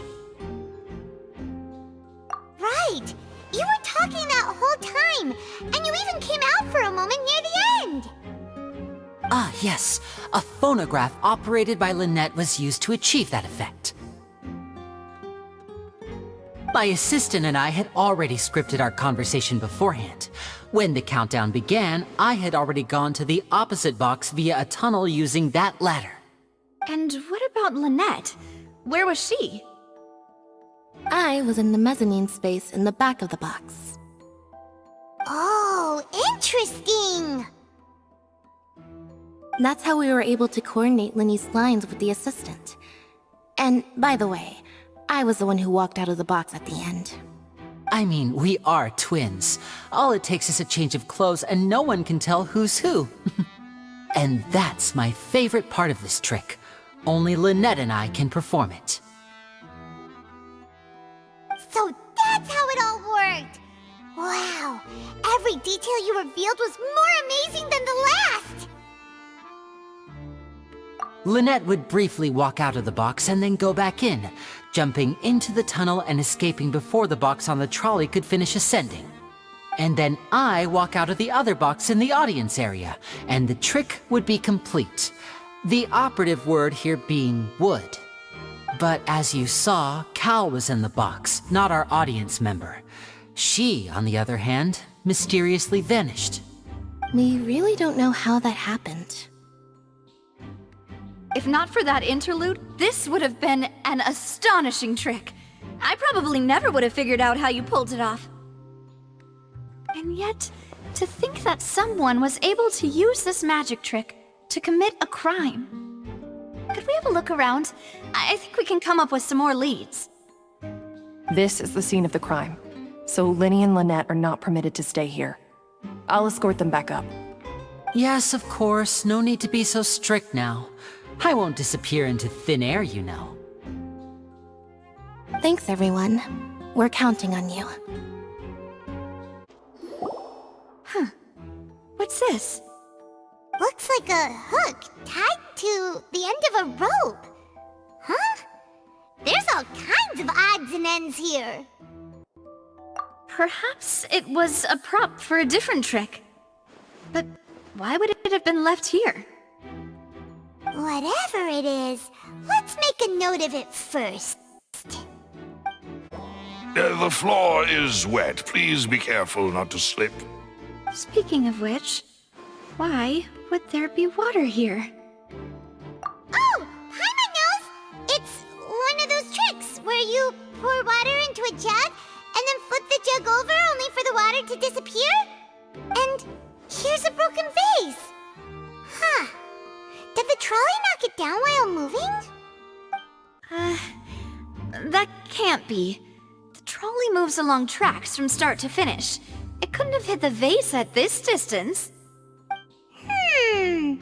Let's note this down too and think about it later. Oh, these are the clothes that the lady chosen from the audience was wearing, right? Her clothes are here, but she's nowhere to be found. Right! And do you really need to do that if you're kidnapping them? Ugh, this is so confusing. Paimon doesn't want to be a detective anymore. What is this place? It seems someone could fit through here. Huh. Could this have been the suspect's escape route? Alone, perhaps. But if they had to pull another person with them, this space would be too narrow. But there are no other ways in or out of here. Oh, you're right! Let Paimon write that down. Well, we've ascertained the state of the crime scene. Let's find a place to sort out our findings once Malus returns. It seems to me that there are several things that don't add up here. Apologies for the wait, demoiselle. So, what did the guards say? Did the criminal escape through the vent? They believe the odds of that are very low, since the vent leads to the Opera House's basement. The guards have checked the area carefully. No one left through the basement during the performance or after the incident, and no one was found hiding there. So the tunnels become like a secret chamber then! You know, like the kind you usually see in novels! The plot thickens. Halsey's disappearance and Cowell's death are both quite inexplicable. No wonder Farina was so confident in her accusation. All the current evidence points toward Lyney and Lynette. In other words, the charges are very likely to be upheld unless we make some considerable progress. Charges and then trial. So if the charges are upheld, they'll announce a sentence? That's right. This is how a trial goes in the Opera House. During the proceedings, the Chief Justice and the Oratrice will hear statements from both sides. That's right. This is how indemnitium is produced. The statements from both sides, the defenses from attorneys, witness testimonies, and even the audience's emotions will all be projected on the Oratrice. To put it simply, it's as if the Oratrice has its own will, and is a judge in its own right. This also precludes any kind of favoritism on the part of the Chief Justice. And not that this has ever happened anyway. Once both sides have finished speaking, the Chief Justice will make his final decision. This, too, will be used by the Oratrice as a reference. Then, finally, The Oratrice will be consulted by officials. The result it returns is the will of justice itself. Huh? So that machine is the one that actually decides? Paimon thought Noirceur called the shots. In practice, there is very little difference. Both have always come to the same judgment, which is why people have great faith in the Chief Justice. Ah, yes, the guards also asked me to convey that none of us will be allowed to leave this place before the trial. Huh? Why? Because we've chosen to act as the twins' proxies. That makes us persons related to the case. They're concerned that we might be colluding with outside parties, or that we might find outside help to disrupt the case. And even if that were not so, it could prove problematic if we happen to spread key information about the case ahead of time. I'm ready to break out at any time. Whoa, whoa! There's no need for that! Paimon thinks they have a point. That said, are they providing food? Of course. I just hope you don't mind the lack of options. I'm afraid that catering to all tastes is not in the cards, nor is any guarantee of balanced nutrition. In that case, let's just sort out our findings together here. Pity. I was hoping to take you to try some of Fontaine's famous desserts, too. I mean, what better way to properly think through our findings than over some tea and sweets? Huh. Breaking out suddenly doesn't seem like such a bad idea after all. Just kidding, just kidding. Paimon will still do her best, even if there are no snacks. What do you mean, no snacks? Of course we'll have snacks. If we cannot buy some, then we'll simply make some. Huh? Here? But how? Understood, Demoiselle. Everyone, please come with me.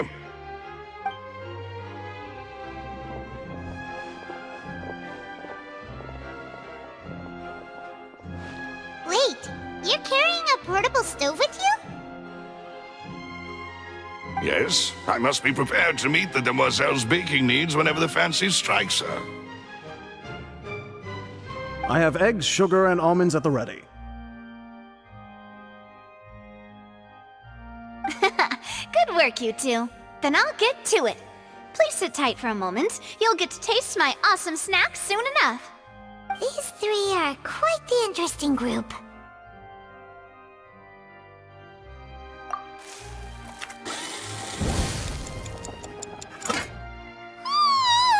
And Paimon thought it smelled good while it was still in the oven! Oh, it's even better now. Paimon can't stop drooling. From the way you had these two guys carrying all that stuff around, Paimon thought you'd have them do more during the baking process. But you ended up doing the entire thing by yourself! Beating the egg whites, grinding almonds, everything! I was applauding. And I was giving encouraging smiles. Paimon was just thinking, aren't you worried about getting your fancy dress dirty, beating egg whites and baking like this? Well, I don't think it's carved in stone anywhere that fancy ladies can only read books, sip tea, ride horses, and play the piano. I just really enjoy making snacks. Don't underestimate beating egg whites, by the way. It's a real arm workout. You also need to beat them to just the right consistency, or your macarons will crack. Anyway, give these a try, fresh out of the oven. There's 3 for each of us. Only 3? Well, eating too many sweet treats might send all that sugar to your head. You wouldn't be able to think clearly about the case on a sugar rush, would you? Tea is ready to be served as well. This is Demoiselle's favorite, strong black tea with a floral fragrance that clears the mind and lifts the spirit. No need for concern. I'm merely doing as I should.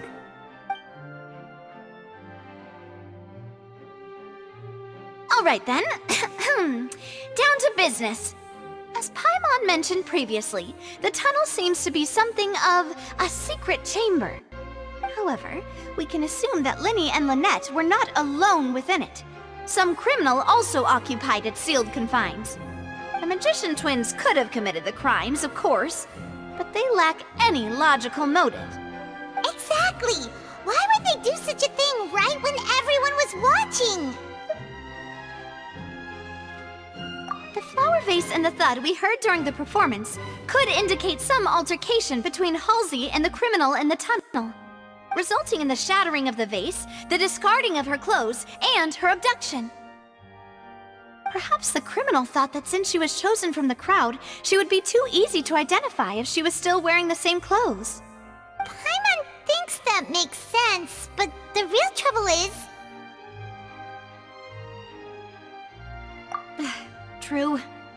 None of the clues we found thus far support the existence of this third person. But the only people left to consider are both technically victims, whether it's the missing girl, Halsey, or poor Cowl. Huh. Could Halsey have secretly made modifications to the magic props in order to murder Cowl before making her escape? That's right.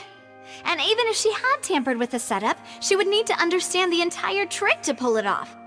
Nor does she have any motive. The guards said that she has never had any dealings with the magic troop's members. Were we not thorough enough in our search?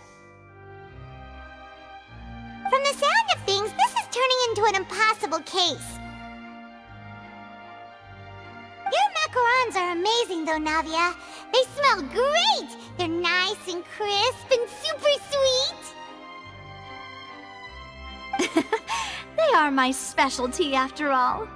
And I see you've already had 5 of them. What? 5? Oh, that can't be right! Paimon only counted 3! Honest!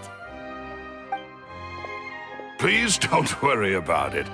At my age, a few less sweets might actually be a good thing. No! Being greedy is one thing, but Paimon knows how to count. Besides, Paimon knows that if she ate too many, then others wouldn't have enough. Wait, even you don't believe Paimon? How could you? If Paimon ate those 2 extra macarons, then may they turn into stone in her stomach! All right, we get it. Well, I suppose one of us might have gotten too engrossed in our chat and eaten them by mistake. No big deal. Malus, set up the stove again if you would. Huh? What are you doing? Making sure everyone gets 3 macarons, of course.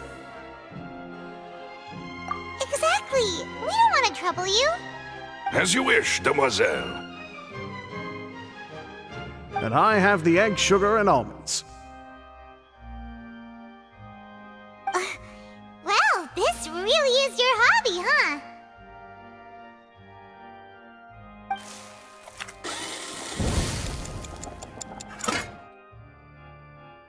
Well, that's it for snack time. I'm going to have another look around the area. I don't know what we're looking for yet, but we've still got some time. As attorneys, I suggest the 2 of you think the case over again. It would be awkward if you got all tongue-tied on stage during the trial. All right, thanks for your help, and for the snacks. It was nothing. A small task for the Spina di Rosula. Silver, Malus, it's time to go. I'll be back if I find anything new.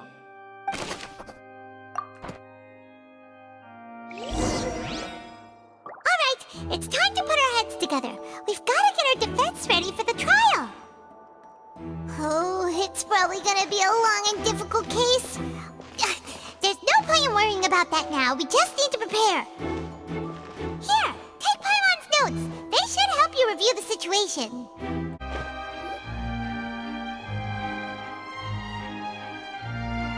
What do we do? The whole situation is so confusing. Good plan. Impossible things don't just happen. We'll get to the truth one way or another. Just relax. Even if everyone else suspects Lyney and Lynette, at least we will be supporting them from the stands.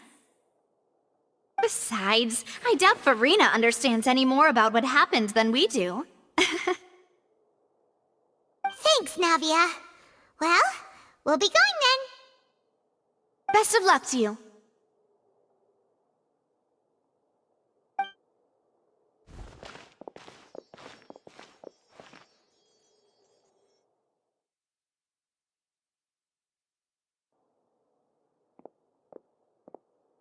Ah, finally, you're back. Well, how did your investigation go? To be honest, you might be disappointed. No. We're already very grateful that you were willing to help. Well now, don't you all look disappointed. Don't tell me that your investigation came up empty-handed. That was to be expected, of course. The guilty can never produce proof of their innocence. But don't let that stop you.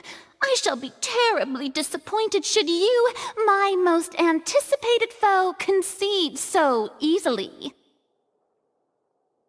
Since both parties are present, I declare that the trial regarding the magic show incident is now in session. Firstly, in order for the audience to understand the causes and results of the incident, could we please have Mr. Lyney explain the trick? Yes, of course. I will explain while Lynette demonstrates on stage. All the necessary items have been prepared.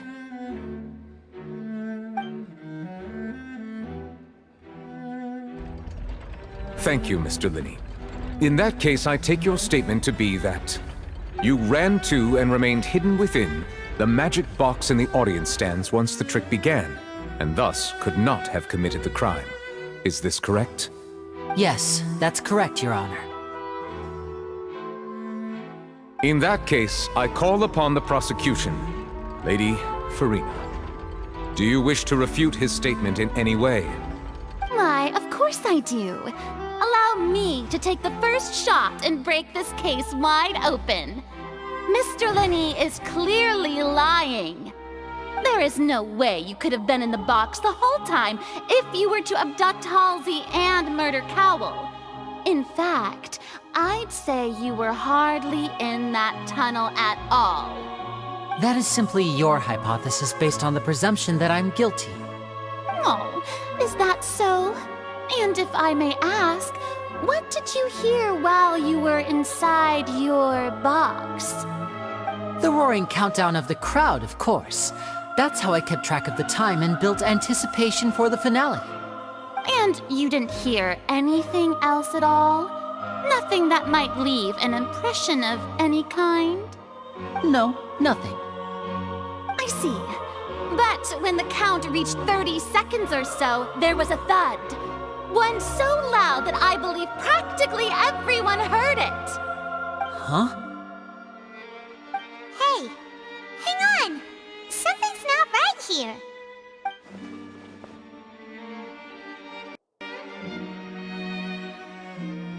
Yeah, I'm sure he could have heard a noise that loud from inside the box.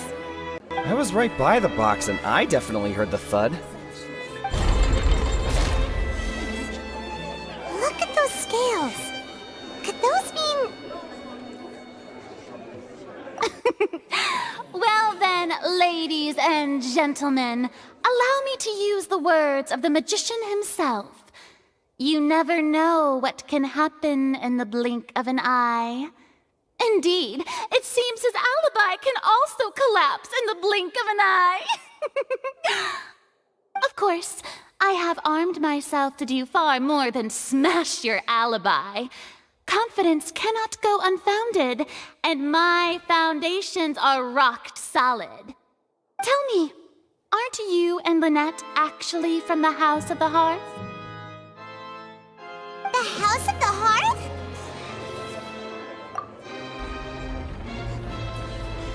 No wonder they did something like this. So the serial disappearances were the Fatui's doing. Now it all makes sense. I've got a feeling that what happened on stage probably wasn't just an accident. That's irrelevant. Our identities have nothing to do with what happened. Indeed. Then perhaps you could tell us everything that happened during that 1 minute. Your first priority is to prove yourself innocent, after all. I'm sure there is little that needs to be kept secret now. Unless your script already has holes in it. The Outlander is speechless. My, oh my, don't they look flabbergasted? Now comes the infighting and discord, I suppose.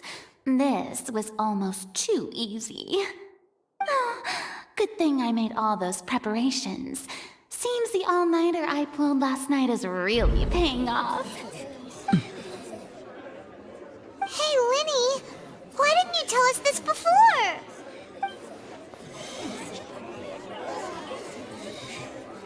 Order! Order! Mr. Lyney, allow me to re-establish the facts. Lady Farina has raised 2 points. First, when the thud was heard in the Opera House, you were neither in the box nor the tunnel. Second, you and Ms. Lynette are both members of the House of the Hearth. Are these claims true?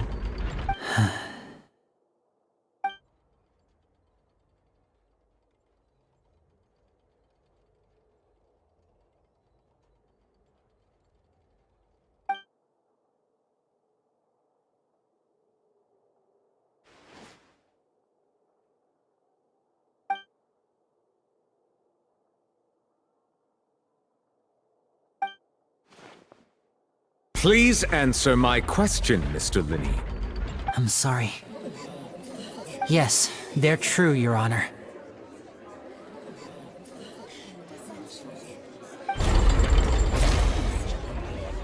I knew it! Well, that's it. We might as well move on to the sentencing already. What should we do now? Granted. In that case, what is your request? Is that really necessary? They're already as good as guilty. The defendant deceived their own attorneys. What is there left to discuss? Order! Order, I say! Your request is reasonable, and we shall adjourn. This trial will reconvene in 1 hour. So you would stick to Mr. Lyney's defense even after knowing what you do now? You certainly have more professionalism than I thought. In that case, my dear audience, let's allow the joy of victory to steep for a little while longer.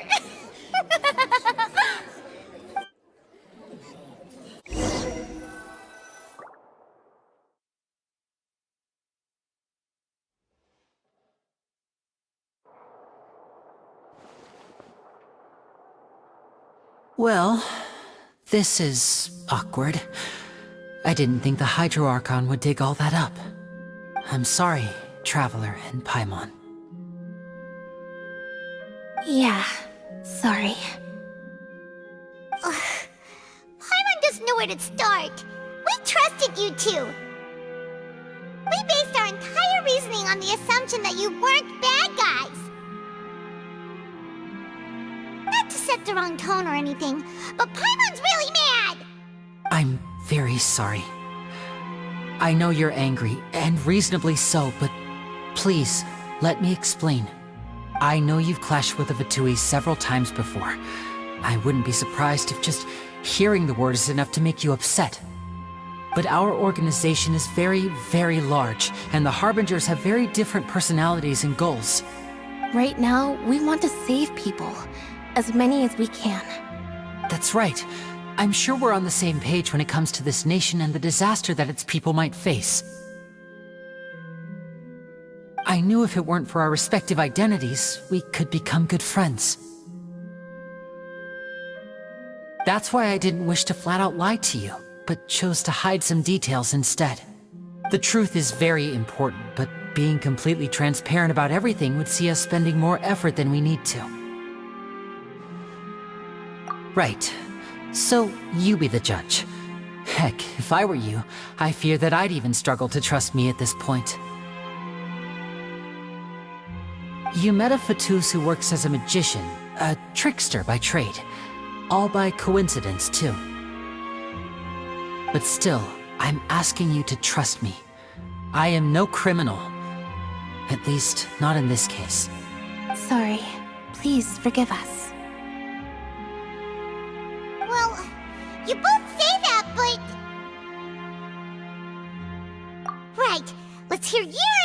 first, and no lies now! Of course. I'll answer any question you ask. We've been trying to find out how the Oratrice operates. We want to know why it has a consciousness. Why can it deliver sentences accurately? During our investigations, we learned that the machine's core is beneath it.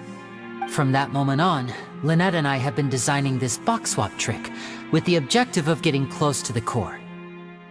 Is that why you needed a whole minute? That's right. In truth, the audience would take about 75 seconds to count down from 60, while I would only need 15 to get to the opposite box. So, after jumping into the tunnel, I accessed the Opera House basement via the vent, and went to investigate the room in which the core is stored. That air vent was created during the construction of the tunnel specifically to execute this step.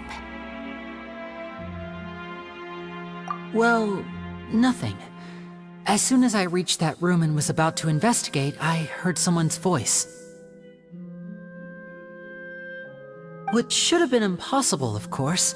I was quite certain that I was the only one in the room. That voice seemed to recognize me and tried to speak to me. I chose to err on the side of caution and retreated the way I came.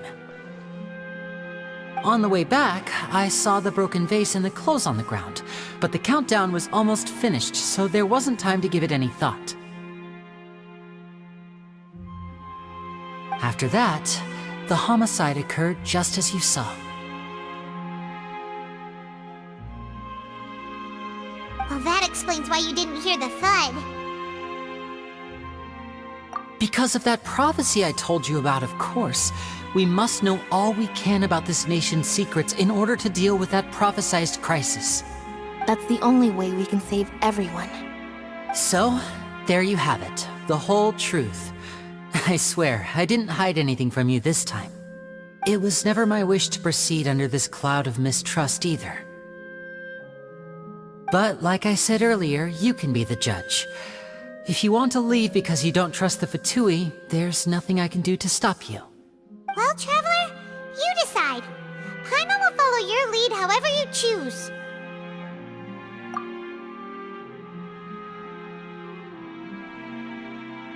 Okay, thank you. Thanks for giving us a chance. The current problem is that the scales are tipped pretty badly against you two. If we want to refute the Hydro Archon's accusations, we're gonna need a seriously watertight defense. Huh? Oh, Paimon thinks she gets what you mean.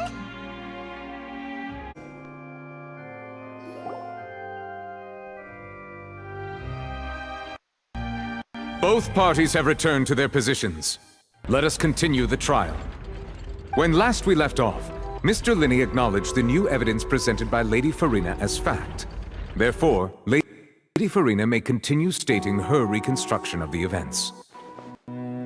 Ugh, that took long enough. Now then, if everyone would lend me their attention. At this stage, let's revisit that scene from Lyney's perspective.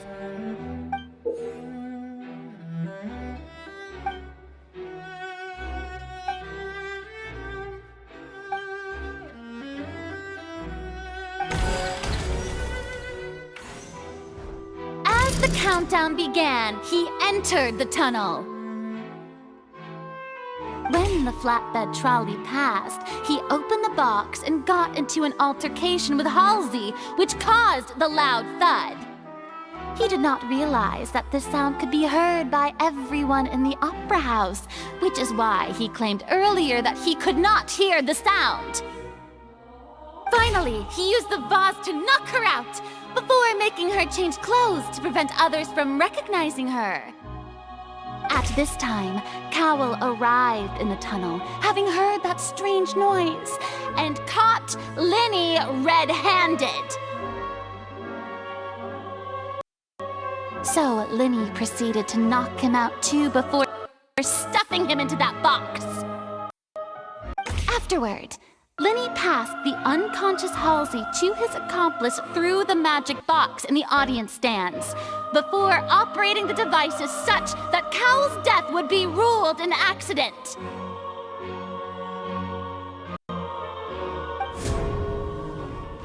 there you have it.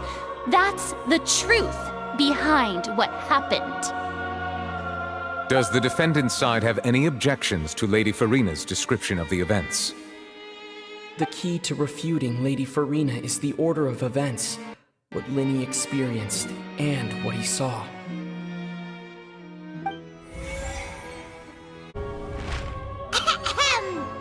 Attention! Ace Detective Paimon has something to say! When the countdown started, Lyney did indeed go into the tunnel. But he immediately used a vent to access the Opera House basement, which is where the underground core of the Oratrice is stored. Once he reached that area, he heard a voice in what should have been an empty room.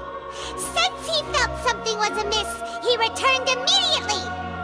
The crime scene had already developed by the time he reached the tunnel again, and in order to complete the magic trick, he did not remain there for any length of time. Finally, he reached the surface, and that was when the accident happened from his point of view. Therefore, he's innocent!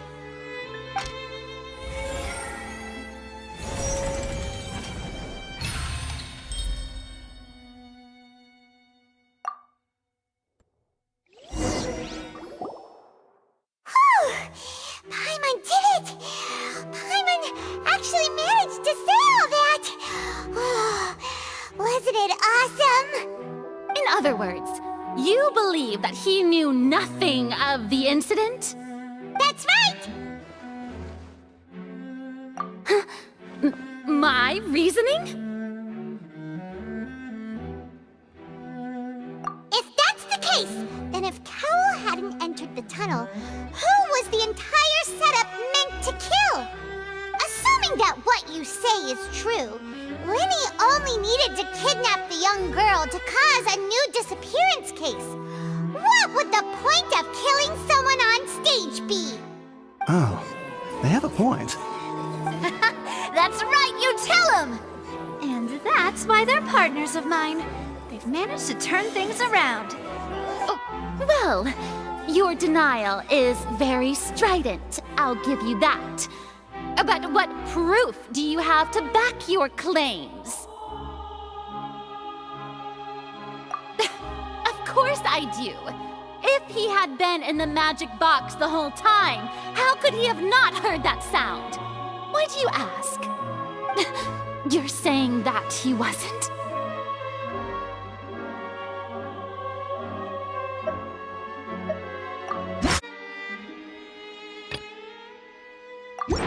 That's right! Lyney wasn't in the box or in the tunnel. That's why he didn't hear anything strange during the performance. This means that when the crime happened, Lyney had already entered the basement via the vent. The same clue you used to disprove his alibi has now become the best proof! Ha ha! How do you like that? Well played. To think you'd use such logic. Well then, if it wasn't Lyney who committed the crimes, then who was it?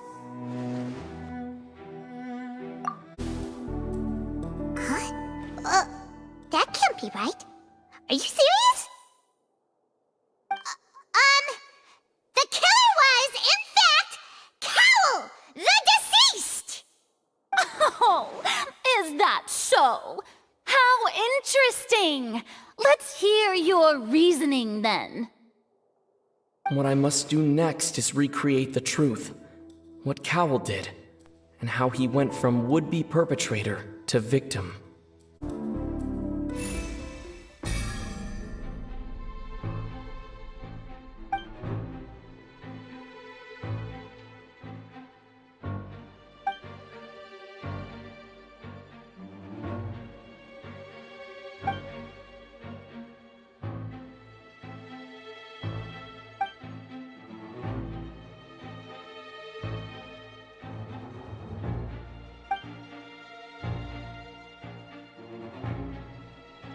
What's wrong, Traveler? Are you still having trouble figuring things out? I see how it is. So this was all just a bluff. And here I thought you had something to show for it. But it seems you're still far from the truth. Look, since we're at a dead end, why not consider a different track? Just like the trick as it transpired, the end result must have been utterly different from the magician's initial design. If only we knew how Halsey disappeared. Well, that would be nice, but the tunnel only has 3 exits, and none of them seem very likely. And it's not like this is a magic trick where you can just make a real live person disappear.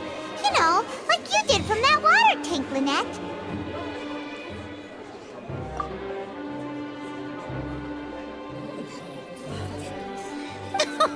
Excuse my interruption, dear opponents, but do you not see that the crowd is growing impatient? There is no greater sin in this opera house than an awkward delay in the performance.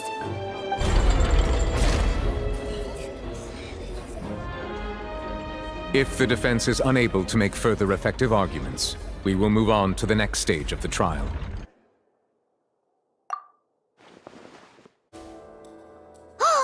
Paimon gets it!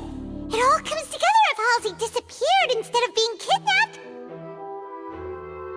Lynette escaped from the water tank, vanishing gradually and leaving only clothes behind. If there's a similar method where a person could be transformed into water... Just a moment, please. I do hope you know how preposterous you sound at the moment. How could a person ever be transformed into water? This is reality we're talking about here, not some magic trick. Must we really? I should think that of anyone. Your friend Lyney already knows this truth very well. Magic tricks are ultimately just illusions and misdirection. But Halsey's disappearance is very real. We're talking about 2 completely different things. Even so, I trust the Traveler's judgment. The truth must be out there somewhere. Perhaps some new line of reasoning may open if we try to gather all the focal points that don't make sense. Since Cal was the deceased, we haven't placed much attention on him. But given that we aren't making much progress with the case, it wouldn't hurt to have a look at his belongings, would it? People really do come up with all sorts of harebrained schemes when at the end of their rope. The way I see it, your suggestion that we broaden the scope of our investigation is nothing but a tactic for stalling the trial. Nevertheless, I believe that this is a reasonable request on the part of an attorney. Since the trial does indeed appear to be at an impasse, I believe that additional evidence may help us make more progress. Guards, please step into the lounge and examine the personal effects of the deceased, Cowell. We are still examining the items, but we have already made critical progress that we feel must be shared with everyone post-haste. We discovered several test tubes of fluid within Cowell's baggage, each labeled separately. The notebook in his backpack claims that these fluids are... water from the primordial sea. The primordial sea? The note's contents also indicate that Cowell belonged to an organization that sells illegal drugs and that he had an accomplice. The notebook has many entries concerning safe usage of these fluids, in which the keyword dissolve appears many times. One of these tubes was labeled Opera Epiclese, along with yesterday's date. It is empty. The notes also state that these dissolution properties work exclusively on people from Fontaine. It's likely that Halsey was chosen as some sort of test subject. As such, we believe that the defense's hypothesis is, in fact, supported by sufficient evidence. You've got to be kidding! People dissolving into water?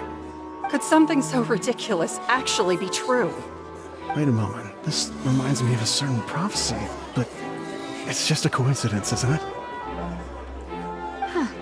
If people can become water, does that mean that the water tank's real use was as a means to hide water stains? And if Cowl was targeting that girl... Wait just a minute. Could that mean... You two, with me, quick! Demoiselle, wait! What about your partners? Let's go. Just trust me.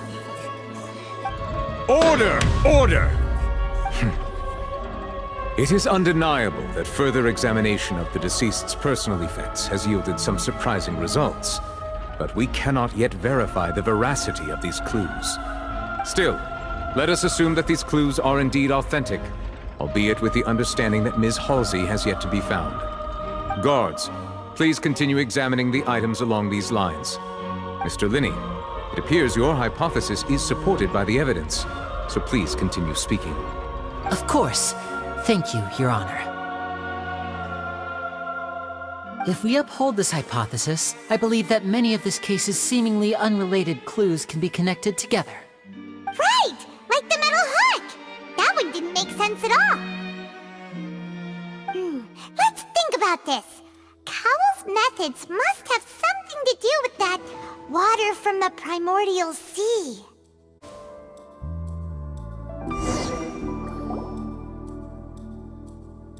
It's Ace Detective Paimon's time to shine again! In the original plan, Cowell would tamper with the water tank rope and the number selector securing his target.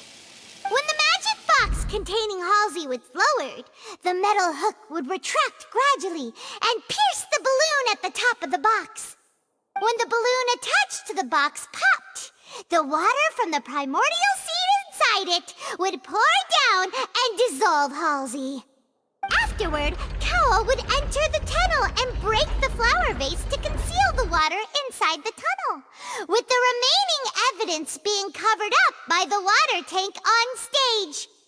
But he encountered something unexpected in the tunnel, and wound up being fatally hit by the same water tank he meant to use to cover his tracks. Huh. That does make sense. That actually links together a lot of the more confusing pieces of evidence.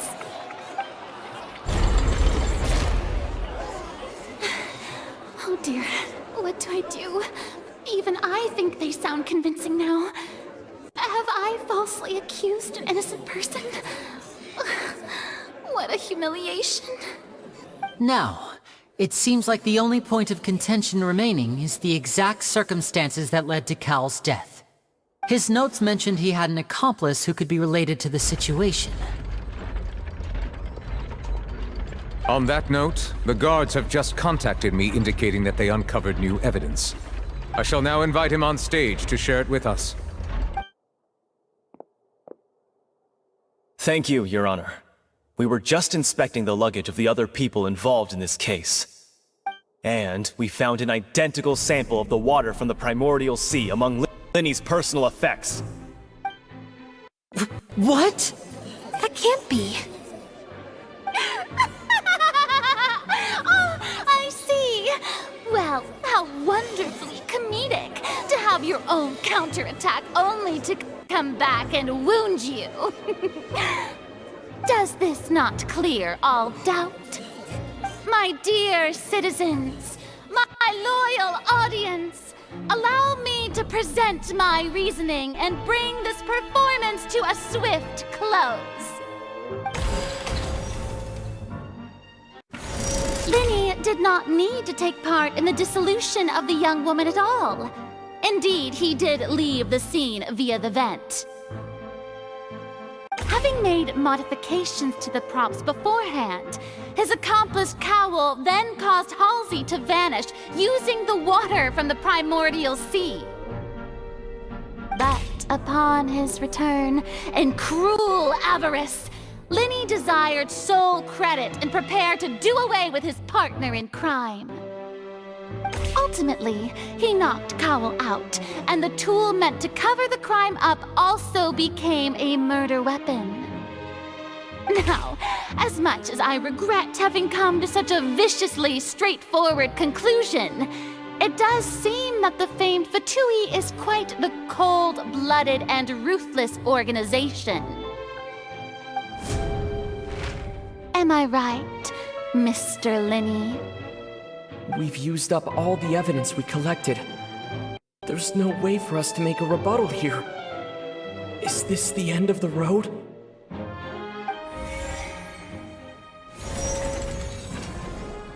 Oh no!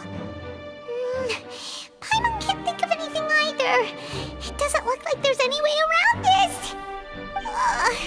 Seems using the water as new evidence was too good a move. Why did this have to happen now?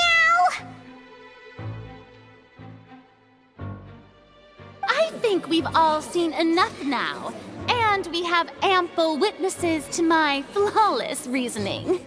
I believe this is indeed the finale. Now then, my good, noble Chief Justice, should we not, in your view, move... Excuse me, everyone, but I must interject! Miss, I must ask you not to shout, and to respect the ongoing legal proceedings. Oh, come on, don't be hasty. I have a good reason for interrupting, you know. Now, would anyone here like to take a little break from all this debate and see a little magic? I'll show you an amazing trick, one that can bring a young woman who has disappeared back in the flesh, right before your very eyes. Please, do the honors, Mr. Lyney, if you would be so kind. What in the world is she saying? No offense, miss, but miracles like that are beyond my scope as a magician.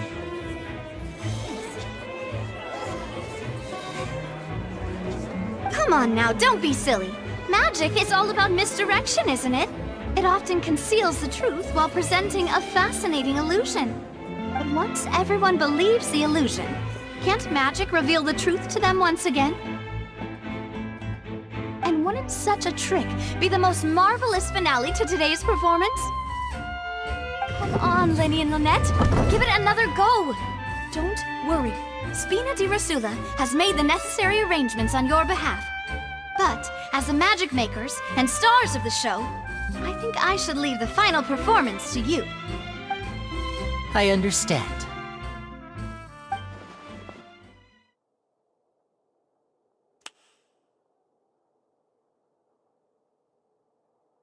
And voila!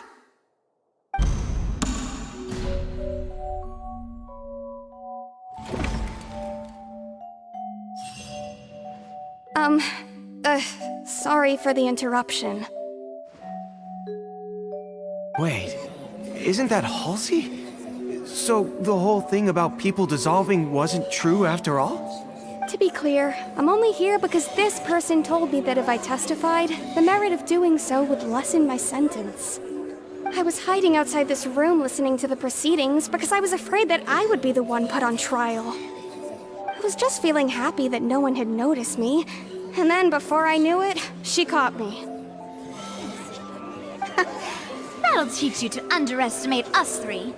Where should I begin? I'm sorry. I'm the one who killed Cowell. I admit it.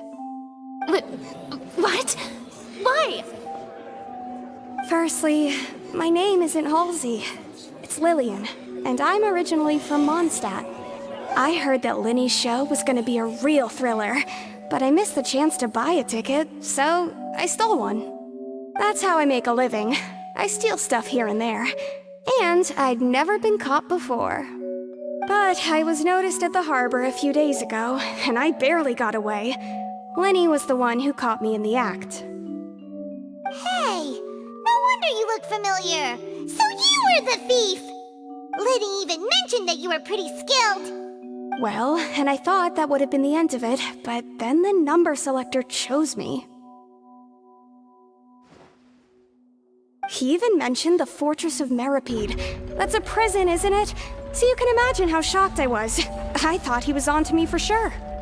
So I played along with the show while looking for an opening to flee, but then I got water poured on me for no reason, and then someone jumped into the tunnel to nab me. I wasn't going to take that lying down, so I knocked him out and stuffed him into the box. There was nowhere to run from there, though, so I had to change my clothes and hide in a box containing performance costumes. I slipped out after the first guard arrived at the scene and continued hiding inside the opera house. Can a person even hide in there? But I swear I didn't know that the water tank would fall down. Really, I swear it. Had I known that, I wouldn't have put him in the magic box. I may be a thief, but I'm no killer. Well, that makes everything pretty clear now, doesn't it? This time, we need to tell the entire story from Lily-Ann's perspective.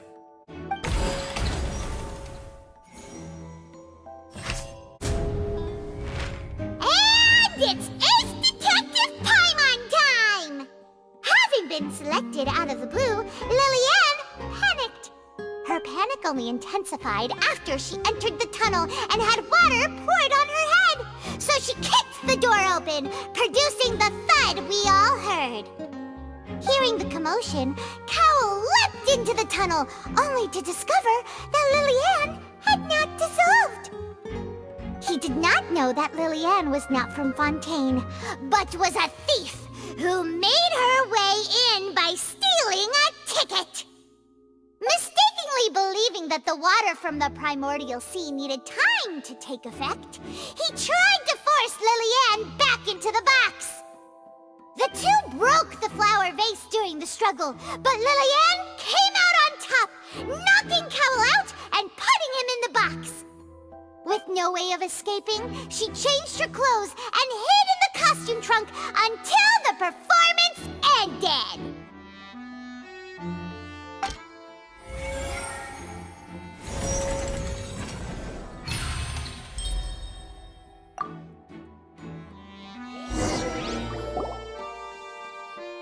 She knew that she would have to go through guard inspection if she tried to leave afterward. So, she has been trapped in the opera house these last 2 days. She had already become desperately hungry by the time we were chatting over macarons. So, she swiped 2 of them right under our noses. Talk about a sneaky thief. At this point, all the events that happened in the tunnel have now come to light. Ah, so that's the whole story. Bravo! Bravo! Now then, Lady Farina, do you wish to speak against the defense's statements? Please answer the question, Lady Farina. Also, if I may add, the trial has not yet ended. As such, I request that the prosecution not leave the room before the proceedings have concluded. What, are you reading my mind now? No, I have no further arguments. I admit defeat. But really, could you at least have left me with some dignity? Wow, look at that!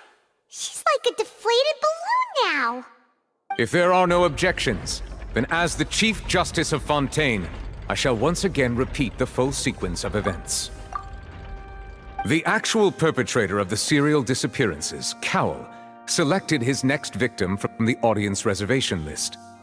With some modifications to the selector, he could ensure that the pre-selected young woman would be chosen. To cover up any evidence while committing the deed, Cowell thought of allowing the water tank to fall, which would conceal the water left behind after the young woman was dissolved. He also tampered with the rope suspending the water tank, using the fireworks at the end of the performance to cause the tank to drop and hide the watermarks. He poured the water from the primordial sea into a balloon during the preparation of the magic box and stuck it to the box's lid. Finally, he passed the prepared hook on a rope through the gap in the magic box's door when bringing the young woman to said box. When the magic trick officially began, the box containing the woman was lowered into the tunnel, tightening the hook rope and bursting the balloon containing the water. If all had gone to plan, the young woman would be dissolved at this time. However, Lily-Ann was not from Fontaine, and thus fled the box with a loud noise. Realizing that there was trouble, Cowell entered the tunnel and met Lily-Ann. Thinking that the waters had not yet taken effect, he he decided to proceed. However, his opponent was more capable than he thought, and he was overcome, knocked unconscious, and placed into the magic box, and thus became his own final victim. Lillian, according to her own statements, then changed clothes and hid until the performance ended, before hiding in other parts of the opera house. As for Lyney, he was in the underground structures within the opera house, and was thus ignorant of these happenings. From this reconstruction of events, we can conclude that Lyney, the accused, is in fact innocent. While there is much in Lyney and Lillian's conduct that should still be investigated separately, this case, at least, can be handed over to the Oratrice to make the final decision.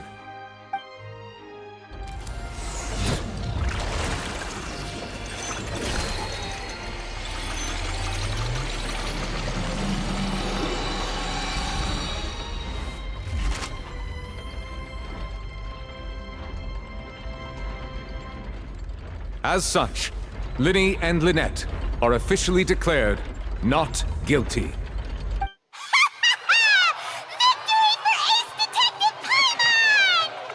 Great work, partners. Thank you all. Thank you so much. Next, I think we deserve an explanation, Guard Vaughn. How did you find the water from the primordial sea in Lyney's baggage? Right! Your discovery caused me to make a serious mistake, you know. Or was that not a discovery, but false evidence that you dared to bring before this court? I suspect that the accomplice mentioned in Cowell's notes was not Lyney, but you, yes?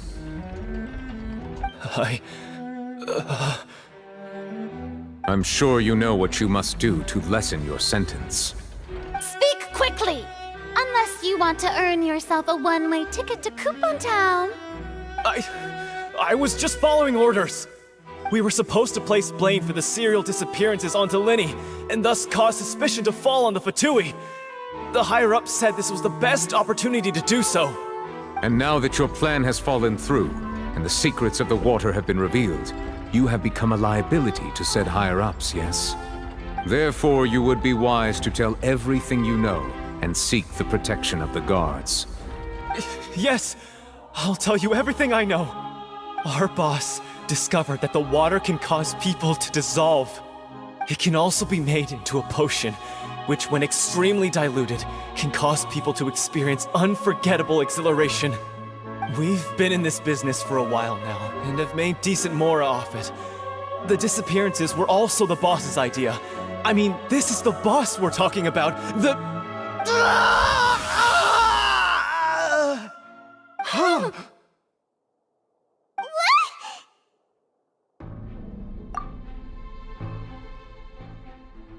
And now he can no longer talk. Such ruthlessness. I shouldn't have expected any less of them. An outrageous act. All present, please submit to inspection immediately.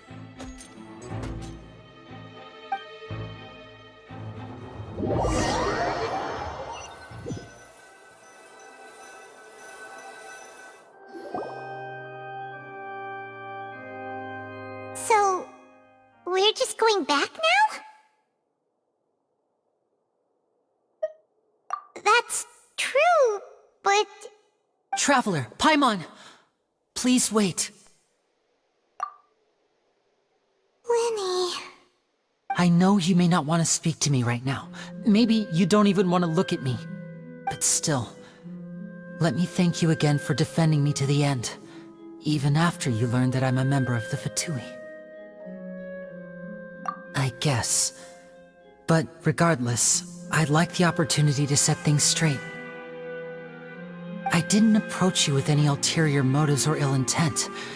I've spoken to you as myself, just plain Lyney this entire time. As for why I'm a Fatus, it's because the goals of the House of the Hearth align with those of an orphan like me. That's all.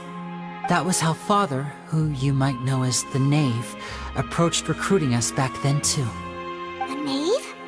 The one who can controls the House of the Hearth? She's your father? That's right. And since we're here, I was wondering, would you mind hearing a story? It's about my past. Back when our parents first died, Lynette and I were left wandering the streets. To survive, I took to surreptitiously observing an older street performer who did magic. It took me several days to figure out how he pulled off his amazing tricks. I took my sister through several streets until we found a crowded corner, and we began to perform magic tricks there. To my surprise, we proved to be pretty popular, and we could at least stop worrying about where our next meal would come from for a time. But I didn't want my sister to remain a street rat together with me forever. Before long, an aristocrat came to me and claimed that he wished to take us in after watching my performances. So you went from orphans to nobility just like that? That was how we felt at first too.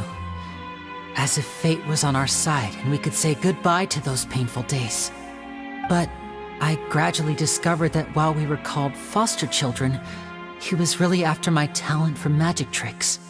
He would constantly take me to all sorts of banquets to garner attention, which he would then use to expand his social circles. That doesn't seem too bad either. Better than roaming the streets at any rate.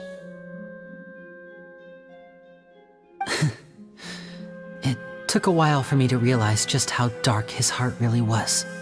After one particular performance at a banquet, I discovered that Lynette was not on the same return vehicle as me.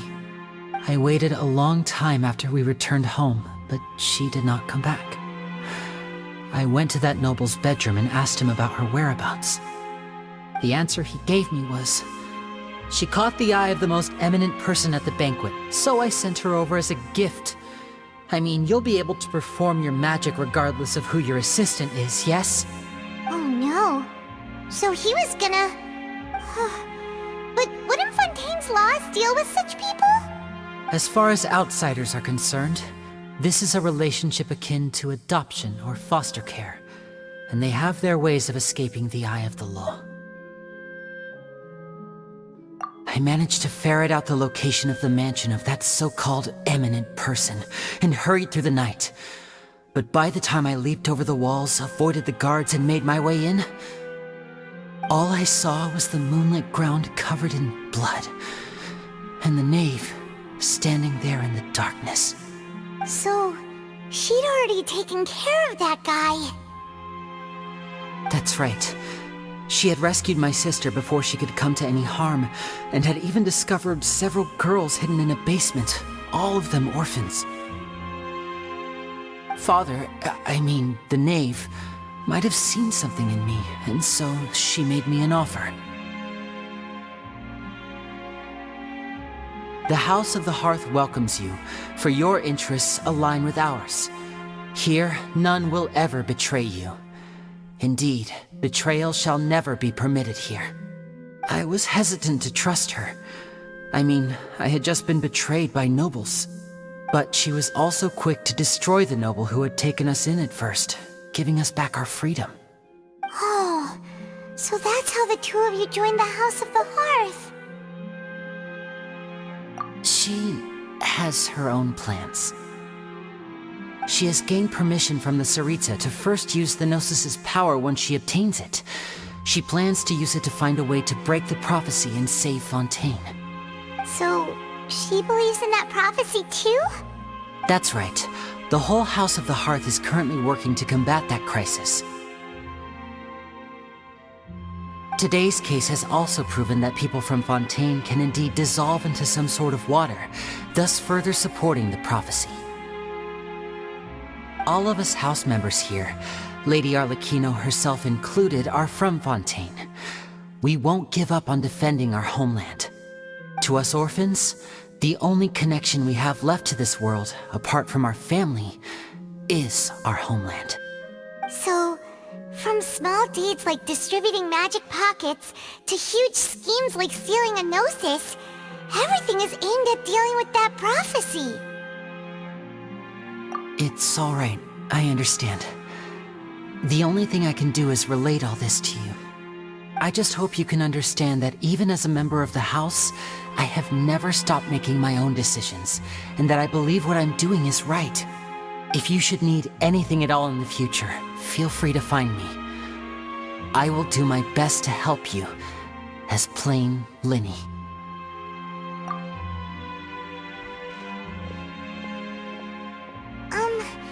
Bye, Lyney!